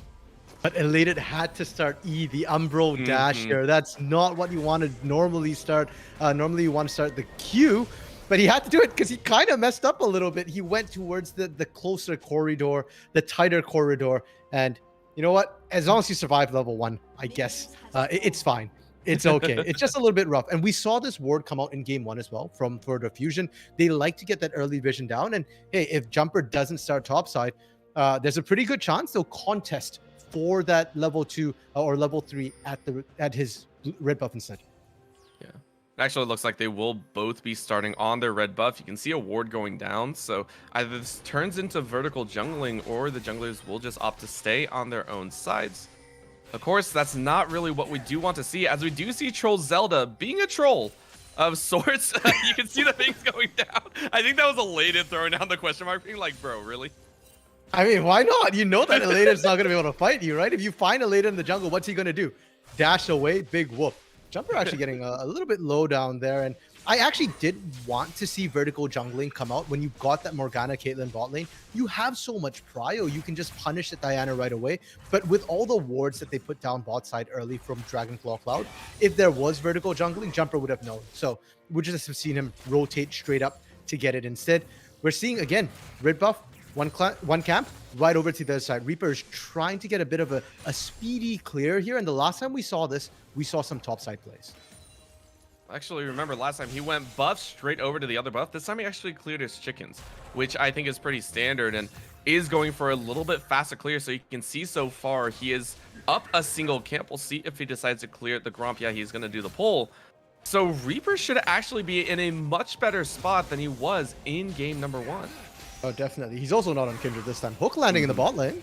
Yeah, and Cell's going to get a little bit of a greeting from the Aphelios and the Thresh.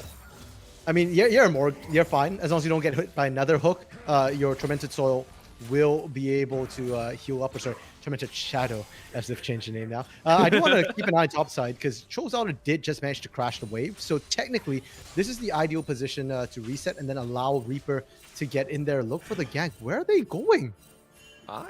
Mid lane? I'm not sure. We had a lot of question mark pings go down, and it sounds like they were going some early shenanigans, try and catch Stretfa off guard. But I like it. Florida Fusion looking to make some early aggressive plays. So unfortunately, Stretfa was out. Hey man, caught me off guard, and I don't think Stretfa was back because he knew that was we saw 7 coming. question mark pings go straight down into the Dragon River, and we were like, all right, that's what we're doing today.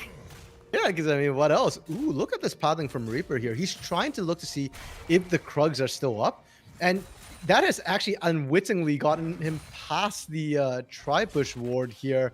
By the time Elated sees it, it's going to be too late. Oh, well, bot lane is actually the first to be responded on Jumper. He's going to eat a little bit of damage. Elated has to flash out, and they're actually going to flash and follow. Elated might go down in first blood. Goes the way of Reaper. A little bit forced, but I mean, when you get the kill, nothing else matters. Hey, man, and you give it to one of your scaling players as well. That Viego is going to be the hardest scaling member of Florida Fusion. My only gripe about it is that if you give it to Trollzalda, we've seen what Trollzalda can do with the lead. So it's a bit of a mixed bag, and we'll have to see if Reaper can make good on it and carry as hard as Trollzalda did in game 1. Bot lane going ahead and crashing in as Lucky Fam and Squip got a little bit of help from Jumper. So far, CS department is going pretty nicely, but you do see the Cole coming out for Inferno Dan. Cell, though, eating a lot of damage right there. And this bully lane that we were wondering how it would work is so far being bullied. Yeah, and I do want to point out that at some point, Inferno Dan did get a bit of a cheater recall off. Picked up a cull as well. And I've got very mixed feelings about that because you picked the Morgana Caitlyn lane to win out early here. Cull is not an item you pick out to win early. That is I'm investing in my future. I will be a late game carry. But against an Aphelios, against 200 years of design experience, will you really be that late game carry? One can pray. One can pray. You know, it's always a happy thought in the back of every ADC's mind to be as thoroughly crafted as Aphelios. But we do see a ward going down on that Mountain Dragon, which will be the first one to spawn here. Last time I think it was a Cloud Drake, and it was second was a Mountain. So this time we get Mountain first, and potentially an Inferno Dragon, which I would really hope for, will grace the Rift. Yeah, and we can see that Squip and Fam have chosen intentionally to freeze the wave right here. So they want it to be in a position where they can farm up safely. They have that control ward on Dragon, so they know that it's clear. Jumper can go ahead and take it. And it doesn't look like they'll be calling for much help from Jumper immediately. That's it. Once Jumper hits 6, I would like to see a gank bot, if only to relieve pressure. If you get that Caitlyn low, Caitlyn is very scared of stepping up, is very, very squishy, and any sort of CC landing when you're under 60% health could spell a kill. Dragon slowly ticking away, and with such a large wave, it's going to be a little bit difficult. Lucky Fam going for that hook, and Zell is going to go ahead and eat that one up, but the top lane dive might be happening as Trollzalda is again level 6 to level 5 of Elated. He has no flash, he has nothing in the pocket, and Trollzalda this time picks up the kill. That top side for Florida Fusion is so clean the way they keep playing, and This Aatrox wasn't supposed to lose. Jumper now looking for this bot side. Again, still not level 6. Yeah, and they have all summoners as well. So Cell just burns one. Binding goes a bit wide. Teleport being used by Troll Zelda. He's going to try and cut them off. Remember, he has no ultimate. He might get burst out a little bit. Squip, though, is only level 5, and Jumper now has to flash. Return fire of the Infernum and the Chakrams will mean Inferno Dan and Cell had to back away. So the teleport was used to stave off any further deaths. As now we get a little bit of mid lane action. Strepfa meet a little bit of a stun, a little bit of prediction, but Reaper just shy of the stun. Yeah, no Syndra to set up the Viego gank this time. And I want to point out that bot lane side, that the only person level 6 was Troll Zelda, and ult was already used. If anybody had ultimates available, I think we'd have seen bodies hit the floor right there in that fight. As it stands, very, very close. And a Squip is actually still continuing to maintain this CS lead, even in this 1v2 situation where Lucky Fam was thinking about roaming, is still doing well. Elated? Oh, no. Yeah, Elated has to pop the world, and Reaper's happy about that one. Now it's going to be turned back a little bit of a, I want to say BM. Wait, Reaper? He's going to go in. Heartbreaker is up, dodges out on it, and this is the return of Jumper. Jumper might be able to help us top, and the revenge has been made. Elated picks up his first kill of the game. And you can see that the call from Florida Fusion was, if you're going in alone. Troll Zelda sat under turret the entire time, did not even move out. And Reaper flashed in aggressively there. If he had hit the Heartbreaker, great. But unfortunately, it's his heart broken as he ends up going down, feeding a kill over to this Aatrox where they set up so much effort to try and lock him down early. You know what deals with an Aatrox a little bit earlier on? Troll Zelda actually opting for an early Bramble Vest that was not picked up last time. So gonna try and cut down Elated's healing, but the assist going over to Jumper should help kind of jumpstart that Diana. We should see the Diana start flying a bit further into these fights as soon as possible. Looks like we'll be going the Proto Belt build. Yeah, potentially here. I mean, Night Harvester is an option as well. Would be a little bit surprised to see it. And you know what? That Hexagon Alternator is just a good item initially. That's Flash from Elated and Troll Zelda. Yeah, and Fire Rat also. Chaos Storm doing absolutely nothing. And Strepfa now starting to have a little bit of freedom in the mid lane. 20 CS up. That's a big wave. Stormbringer's available. Yeah, this is deja vu over and over again. Troll Zelda gonna walk away. Buff transfer complete after 2 minutes. Now Inferno Dan is gonna get flashed on. They're gonna try and jump it a little bit more. Dive under the tower. Moonlight Vigil is going to connect, and they get the root. So that's another sniper shot, and Cell is deleted. Ace in the hole, though, where return fire has made both supports do fall. But that still means top lane Troll Zelda able to pick up 2 plates. So for all of that work across the board, 400 gold in the lead. Goes the way of Florida Fusion. Jumper has to be careful. Yeah, he's going to give it a shot. That's going to be a little bit of a heartbreaker, but the Moonfall is going to do a little bit more. That's going to be the execution. Now a follow through. Squip has to flash away. Can't risk Reaper jumping on him, and kills Florida Fusion up 5-2. So, generally speaking, Xin Zhao S tier, first pick. If banned, you default to either Viego or Diana, which are roughly equivalent. But even though they are equivalent in pick priority, they are not equivalent in dueling potential. You don't pick that Diana for that 1v1 here. Viego will beat you literally at every stage of the game here. It's more about the team fighting, about getting multi-man Moonfall. So Jumper, I think, a little bit overconfident, thinking he could handle this. He couldn't. And Lucky Fam eating 50% of his HP just for a single flame. I don't think that's what he wanted to do. So we're starting to see, I don't want to say desperation, right? Well, this might be a little bit dangerous as Lucky Fam does have that Merc Shrez, only thing keeping him from getting the trap combo. And Inferno Dan a little bit low, but look who teleported right behind. Elated to find some low health targets. The sneaky teleport nets Dragonclaw Cloud 2 kills. The World Ender was probably overkill, but it sends a message. It definitely sends a message. I will end your world. There is a price to this right now, and that is Troll Zelda, though. Getting all the plates up top right now. I don't think he's got enough damage to take the turret, but it's going to get very close. And the level difference as well. We've already seen Elated struggling in this top lane. Sure, you get 2 kills, but Troll Zelda already had those 2 before. Yeah, he's fine. Right, they're gonna go ahead, trade these 2 dragons, and this is kind of kind of old school style of how to play League of Legends. One team collects all the dragons at the start, one tries to accrue a gold lead. And so far, the gold lead is being minimized, right? Very well done by the side of Dragonclaw Cloud. They kept it under 1,000. And that does mean that this Cloud Drake is not going to be the most monumental, but it should help Elated and the rest of the squad get a little bit more in their pocket. Elated is going to dodge out on the Stormbringer, and Troll Zelda is going to walk away with nigh a little bit of damage. Yeah, those Krugs really actually helping to body block Troll Zelda from getting in there. And for the side of Dragonclaw Cloud, I said it last game that, you know, they're happy to be in this state. 1k down at 12-13 minutes isn't a big deal for them, but it's especially true. This Morgana Caitlyn lane has not really taken off. Reaper actually gonna go for it, and not a 1v1. a lot of damage. But remember, this is a 3-on-1. Heartbreaker doesn't do anything, and Fireat was late to the party. Now he's possibly gonna get chased down. Remember, red buff on Strepfa, couple pokes, Chaos Storm down, and Strepfa says no thank you. And Lucian will almost always have priority in that mid move here. He's just literally faster with that dash, with that reckless or relentless, pursuit coming out of him. So you've got to keep that in your back of your mind. And this time, Jumper did have backup, played it much better. But that was still Moonfall used, will not be available for the next minute or so. And once again, overall, I want to talk about the skillings for these teams, because we talked about the fact that this more Kate combo hasn't really taken off. The Aphelios is farming better. A Squip is in a better position. And DC Jumper this game is not as far ahead as he was last time, but the ganks are having much more impact here on this Diana. Elated is the only real one weak spot they have right now, and that can very easily be negated.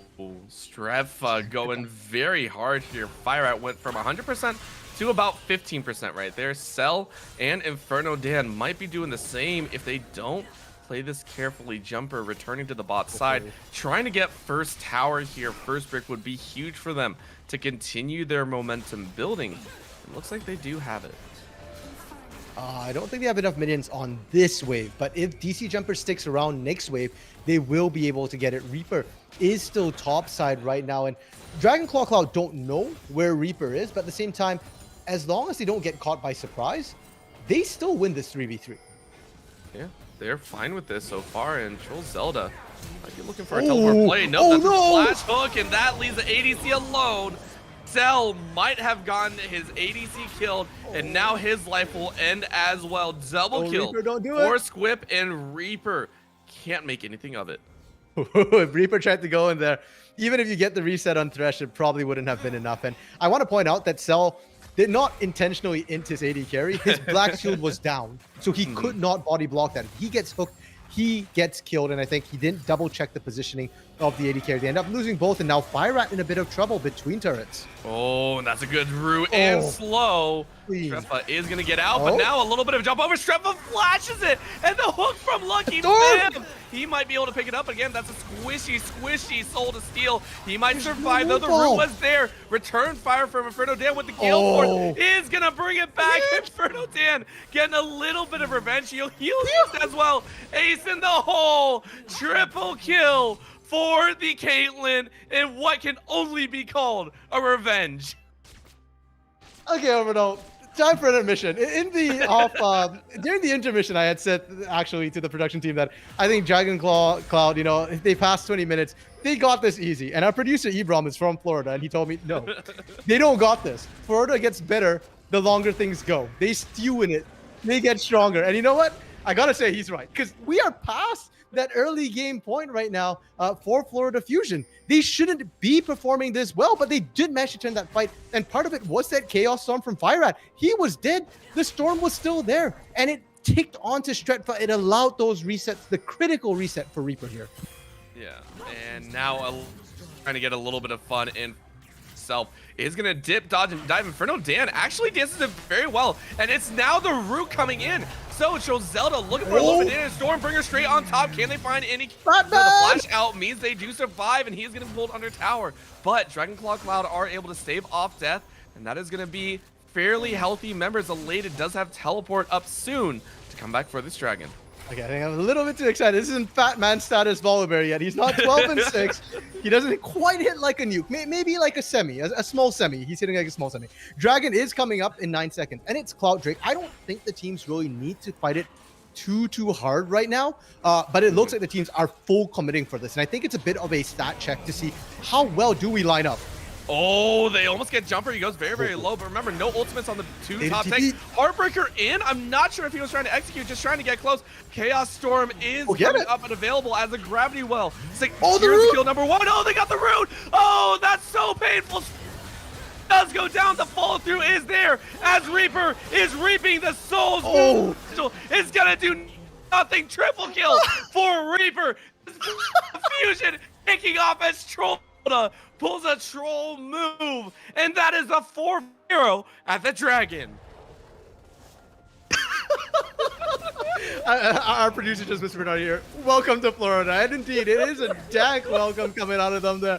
That was supposed to be a stat check, Orbital. That's not how. It was still a stat check. That was a stat check. That was a decision-making check. And you could see that Dragon Claw Cloud, they got caught by surprise. They didn't expect the ace in the hole to come out like that. They didn't expect the forced engage to just go onto Lucky Bam like that. But they did it. There was zero hesitation, at least from the side of Florida Fusion. And it made all the difference here because there was no hesitation. They found themselves almost an ace. That was 4-0. The Dragon doesn't even matter. The Dragon was just like, okay, great. We got it. But more importantly, we got the kills, we got the gold, and we got the lead. I want to point out now we haven't been able. Reaper is doing so much better than from a 1-11 to a 6. I think you pointed out in the break the mental fortitude of Florida Fusion is ridiculously right to be able to come back in this game and perform so well without letting the last game affect you. That is very difficult off, and now we get to see on the back control Zelda 03 still playing a ridiculously phenomenal game. This Fusion team is starting to look like an absolute monster. For sure. I mean, if Reaper was so dominant in a game where he was like 1-8, what can he do when he's 6-3? And my question isn't about Florida Fusion's mental fortitude. I mean, they looked really good in game 1 after a rough start. It's on Dragon Claw now, right?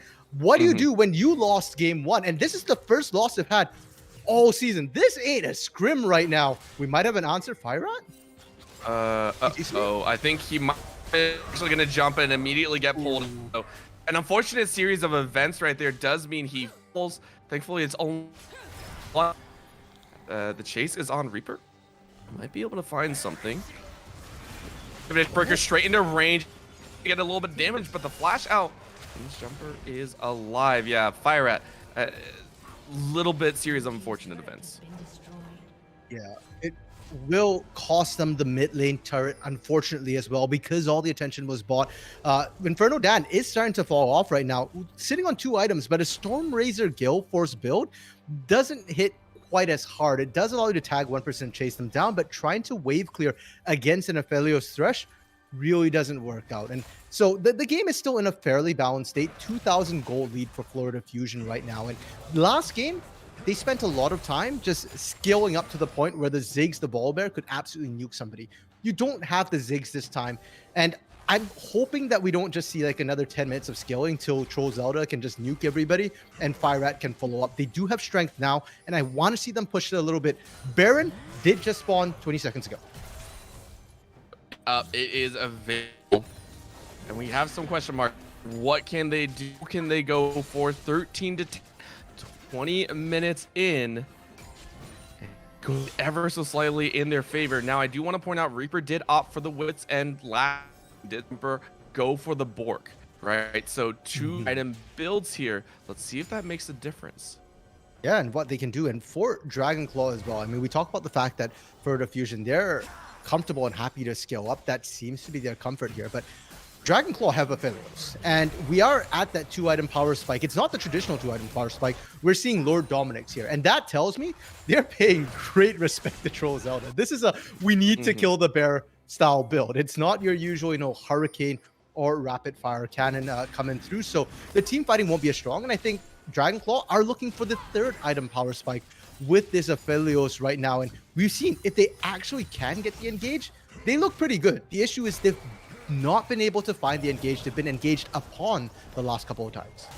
Yep, and that's going to be a dive under tower here. Troll Zelda going ahead and doing a little stat check of his own with the tower shots to his back. Elated, though, faring much better than he did before, being able to lifesteal a little bit further up. Ooh. Now we're going to see the jungle. That's going to be a root in. Who else can follow up, though? This is a lot of members and bodies for the side of Dragon Claw Cloud. They're going to get them at very, very low, and a little jump in. Reaper is down. That's 700 gold bounty over to Lucky Fam. Now on the top side, we're seeing Zelda go for it as hard as he can, but Cell does survive, and they only get one from the entire skirmish. Dragon Claw Cloud only leave with a single kill. These jungle fights, man, Orbital. Like I can't tell what's going on. They can't tell what's going on. They think they found a pick on Jumper, but literally everybody was right behind, ready to follow up. And for the side of Florida Fusion, the exact same thing was true. Both teams thought they found a pick, and they end up losing only one member at the end of the day. It is Reaper going down. TP into the mid lane right now. That's very, very extended.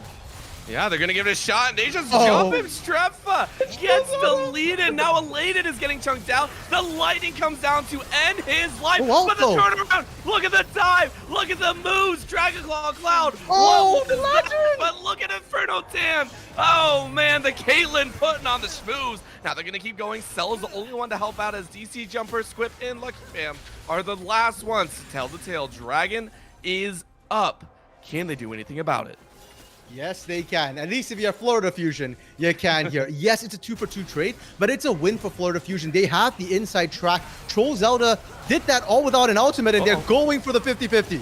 Yeah, Jumper goes in, goes straight into the Stace, and that gives him a little bit of time, but that also means he can't smite. They lose the Dragon again. It's only Cloud Drake, not that bad. The ensuing chase is the big one. They do root the ADC. But that is going to be the Jumper pulling off some kills. Health bars are melting so quickly. Zelda is able to pick up one, but what more can he have? Oh, the hook goes just a little bit wide. Gravitum is going to stun up Zelda. He's going to get out as close as he can, and he's going to try and run. It looks like he is out. Hextech flash over the wall. Lucky Fam is going to go for it, and it looks like they got it. I think Troll Zelda is dead to rights. No, Stormbringer is used. Dodges back into it, and he might go down. He's given a lot of HE. The shield is there as well. Fire, help your top! Help your top! You're so late. Unfortunately, Fire can't help him out. Now Squip is going to look for the victor, and this extended fight is not stopping anytime soon. Ace in the hole. Squip is going to live. Yes, he is. Strutfa body blocks it like a good mid laner should, and that means the ensuing fight goes away at Dragon Claw Cloud, but they do not get to put themselves at soul point. I can only imagine the comms at that point. Trolls out is screaming for backup. Pirate's like, "You're dead." I thought he was dead. He lost it way longer Everyone than did. I thought he was. Everyone did. The shield, and you know what? The moral of the story is never leave Trolls out for dead, because he was so long enough. And if Pirate had been there, maybe they actually turned that. But as it stands, Dragon Claw Cloud have evened things up. They're looking for more. They found Inferno Dan. You can't try and duel out Jumper, who is 4 kills in, now 5, and that is your ADC down once again. Yes, Inferno Dan on the Caitlyn is not as strong as some other ADCs, like say a Jinx or anything like that, but it's still your ADC, and with Baron on the table now, it is a scary time if you're a Florida Fusion fan. They are fairly blind right now into the Baron pit. Trollzalda now getting them vision. Trollzalda has ultimate coming up soon, and he's super tanky. Can they do anything? They don't have the range. Yeah, and they're going to try and split him, so that's a good split. They found Reaper. Reaper is going to go down, and that is definitely the pick you want. Now it's on Fire and Trollzalda. These two need to make some magic happen. They are grouped up exactly where you want. What more are they looking? That Fire eating all of the cooling. Someone's got to body block it. And they're low. I don't think they can chance this. 5 members strong, down to 4K. Dropping quickly. Strepfa playing defender here. And it looks like they got it. In they go. Zelda giving it a shot. But I mean, really, why would you waste that? Now the chase is on Inferno Dan. Gets one more on us. Can they get more? Strepfa does survive. Ace is going to go through. But again, on Lucky Fam, not really going to happen. Body block comes out. And for all the chaos, for all the battle, and for all the damage, only 1 life was lost in the entirety of that Baron attempt. Oh, okay, right now, both teams, chill.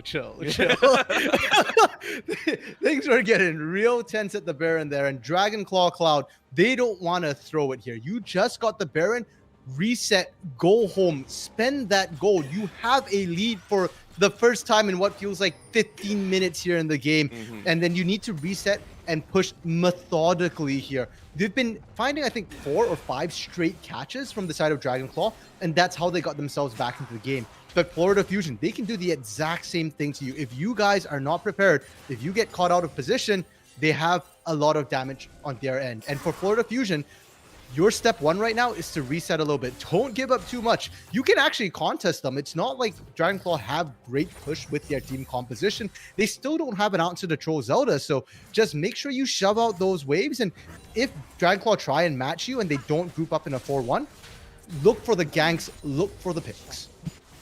I will say though, Troll Zelda is not as tanky as he was last time. Opted out of the Sterix Gauge and instead went for the Randuins. So not going to have that giant shield that tends to come out very quickly. And that's why we're seeing him burn down, I think, a little bit quicker in some of these scenarios, right? He is getting chunked out. Elated. Being able to match this time around. Has the Gore Drinker in pocket plus the Black Cleaver. So he is fully online to keep up this top lane push. It looks like Dragonclaw Cloud are feeling a bit better about themselves. Like you said, a little bit more methodical pushing and a lot more to their standard league play that they've been doing all season. Yeah, and they do have sort of double AD carries as well. So if they can ever rotate both Squip and Stretfa, if they can out-rotate with Squip and Stretfa here, they can absolutely shred a turret. But did they have it exposed? Why aren't they pushing? I think they're more focused on the Dragon here. Dragon coming up in about 15 seconds. I'm not sure if they want to chance it or not. They understand the damage is coming out of Fire and Inferno Dan. Reaper has had some trouble. I will say he's had a little bit of trouble trying to find some of those openings, kind of gotten caught out on the sides, and it's been hard for him. So if anyone is going to turn these fights, it has to be that Viego. It has to be that Heartbreaker ultimate stealing some of those kills. And it looks like 5th Drake of the game will go to Dragonclaw Cloud. Last game overall, I didn't think we were going to make it to Elder even.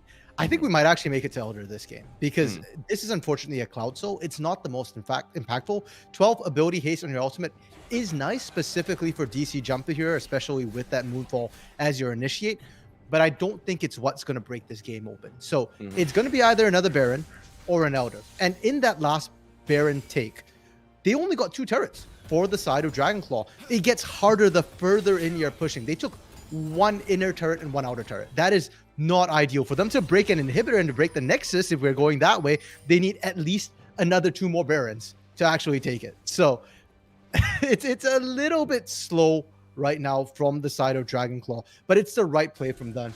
For Florida Fusion, your Caitlyn is slowly scaling up. In another 2 items, you might be able to start matching this Aphelios a little bit better, but that's still a long ways away. So I suspect we've got ourselves a bit of a lull state coming up.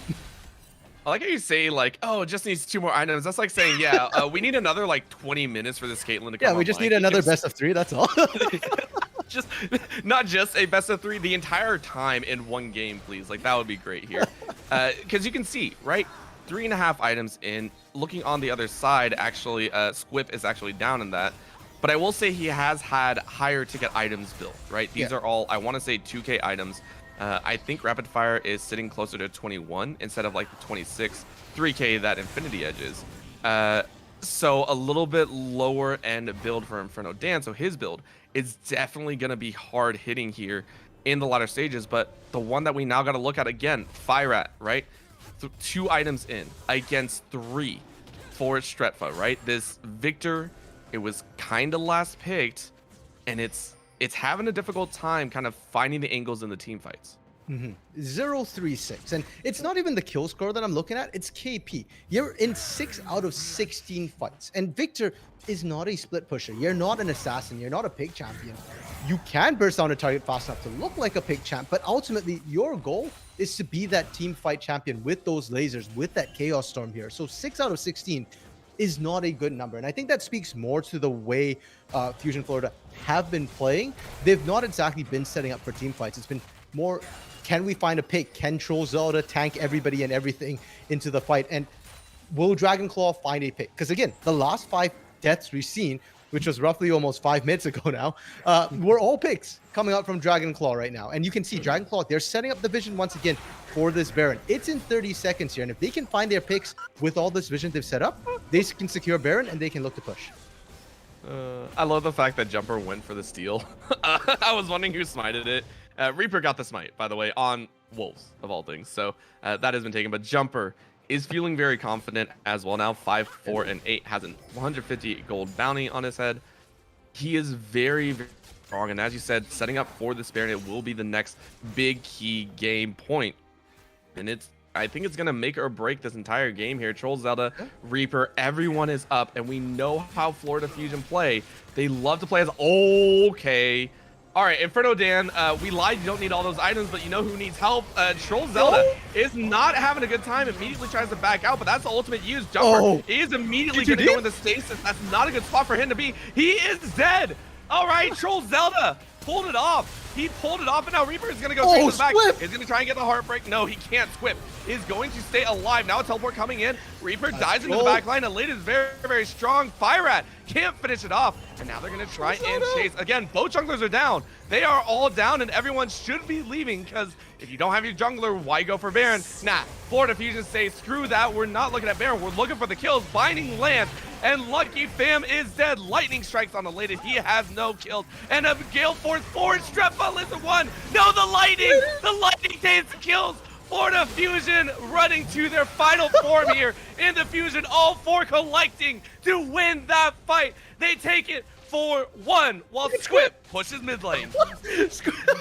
I love the fact that Squip was forced out really early in that fight, was low health, and he does what I think is a smart idea here. You can't rejoin the fight in any meaningful time.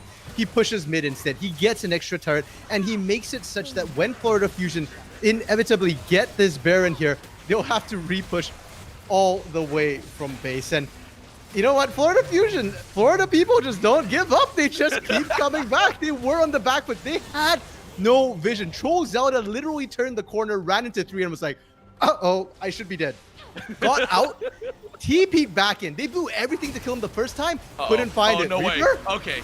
I thought Reaper was going to steal it. Now he has to fight off 2. Is he going to be able to stay alive for a little bit longer? Can't find a Jumper. You almost hit it. But now they're on the run. And these are 2 large priority members. The auto attacks didn't. Squip is so low. Ace of the hole is there. Lucky Fair tried to flash for it. You got spot is there. DC Jumper is low. Strepa strafing with the calling. He is trying to set. In they go. They might be able to random, and they do. Troll Zelda is able to find one. Fire Right firing on all cylinders. Lasers streaking across the map, and Elated and Lucky Fam are the last 2 alive. The hook lands, but really, what is that gonna do? Lucky Fam sacrifices himself, does take down the ADC, but it's still a 4 for 2. Once again, Florida Fusion find the fight.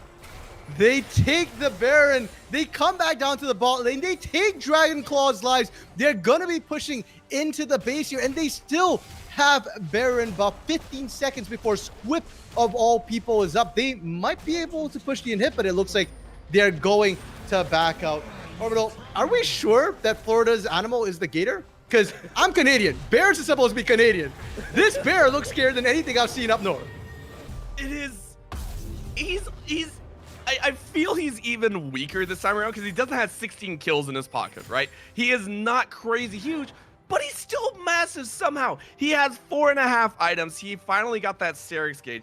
He is so dang tanky right now, and no one can cut through him, right? We saw the chances happen so far. Troll Zelda has done it, I want to say 4 times. He has dove in the backline against 3 members and lived to tell the tale. The bear is unkillable. Oh, but Cell is very killable. Yeah, this is a very squishy Morgana, and that's going to be Stormbreaker going all the way to the backline. Now it's 4-on-2. Can they find it? DC Jumper going to go into the stasis, and they finally might have it. No, he still lives. Are you kidding me? Troll Zelda does not want to give him first place. Now it's Fire Red's turn. He says, I am here. Listen to me. Fear me. A couple of auto attacks are going to slow down Elated, but it doesn't matter. Again, Reaper. Oh, can he do it with the Thresh? Is he going to throw a hug? Let's see it. I don't think it landed. He gave it a shot, but I mean, that would have been hilarious. Again, what is this team fighting prowess? The early game looks so stiff, and then they turn into a world-class team.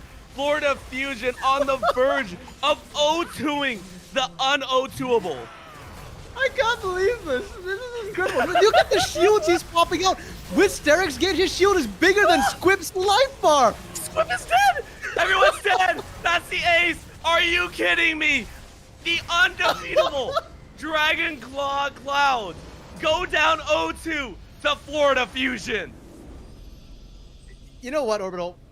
Florida Fusion might have dropped the game here or there, but they have not dropped a single match, and that continues here. They are going to be first seed coming out of Mountain here, and this is why the team said it was going to be close. They are close. Don't look at the 2-0 within the games. Every single game, it hasn't felt like Florida Fusion was just dominating. It felt like they were fighting for their lives, and then Trollzauda comes along. That's literally how it feels like, and then Dragonclaw just cannot kill Trollzauda. I've heard of bear baiting before, but this is a whole different type of bear baiting. I'm honestly excited. We've cast Dragonclaw Cloud once before, and we saw Jumper pop off. And this game as well, Jumper did a phenomenal job. It was just a team fight, right? Now we see this monster of a top laner, Trollzauda, come out. And the Mountain Division is starting to look scarier and scarier as we move into the playoffs, right? These two teams are now on everyone's radar. Yeah, and rightfully so here. I mean, if you look at how Dragonclaw Cloud have performed up to now, even in this game, their individual lanes are very, very scary. In fact, besides Elated, who kind of got picked on a little bit, the other lanes were doing fine. I'd even argue that they kind of won their lanes for the most part. I mean, I'm looking at Squip and Fam specifically in this bot lane. Aphelios Thresh into more Caitlyn. They should never have ever left their bot lane turret. They should have just been perma-shoved 24/7. The only time you get to go out is when Inferno Dan and Cell say you can go out. But that wasn't the case. They shoved, they got priority, and they actually had higher CS numbers. And then, of course, our winners for tonight, for the Fusion, it feels almost like the laning doesn't matter. They can lose the early game. They'll bounce back strong. They can win the early game. They'll still bounce back strong. And it's their late game team fighting that's a monster. Volibear is not a broken champion. I repeat, Volibear is not a broken champion. It looks like it, but that's just Trollzauda. And I think teams playing against Florida Fusion might want to look into banning it. Yeah, it feels like a clash of two completely different play styles, and that's why I'm very excited to see what more they can do in the playoffs. As again, both of these teams have secured playoff spots. They will be heading into that next week, I believe. So make sure to check that out. But of course, that will be us here on the broadcast desk tonight. Thank you so much for tuning in for that phenomenal series between the two previously undefeated squads. My name is Orbital. With me, whereas random minion caster, and then on production we had Ebrom. Thank you so much for tuning in, and have a fantastic evening.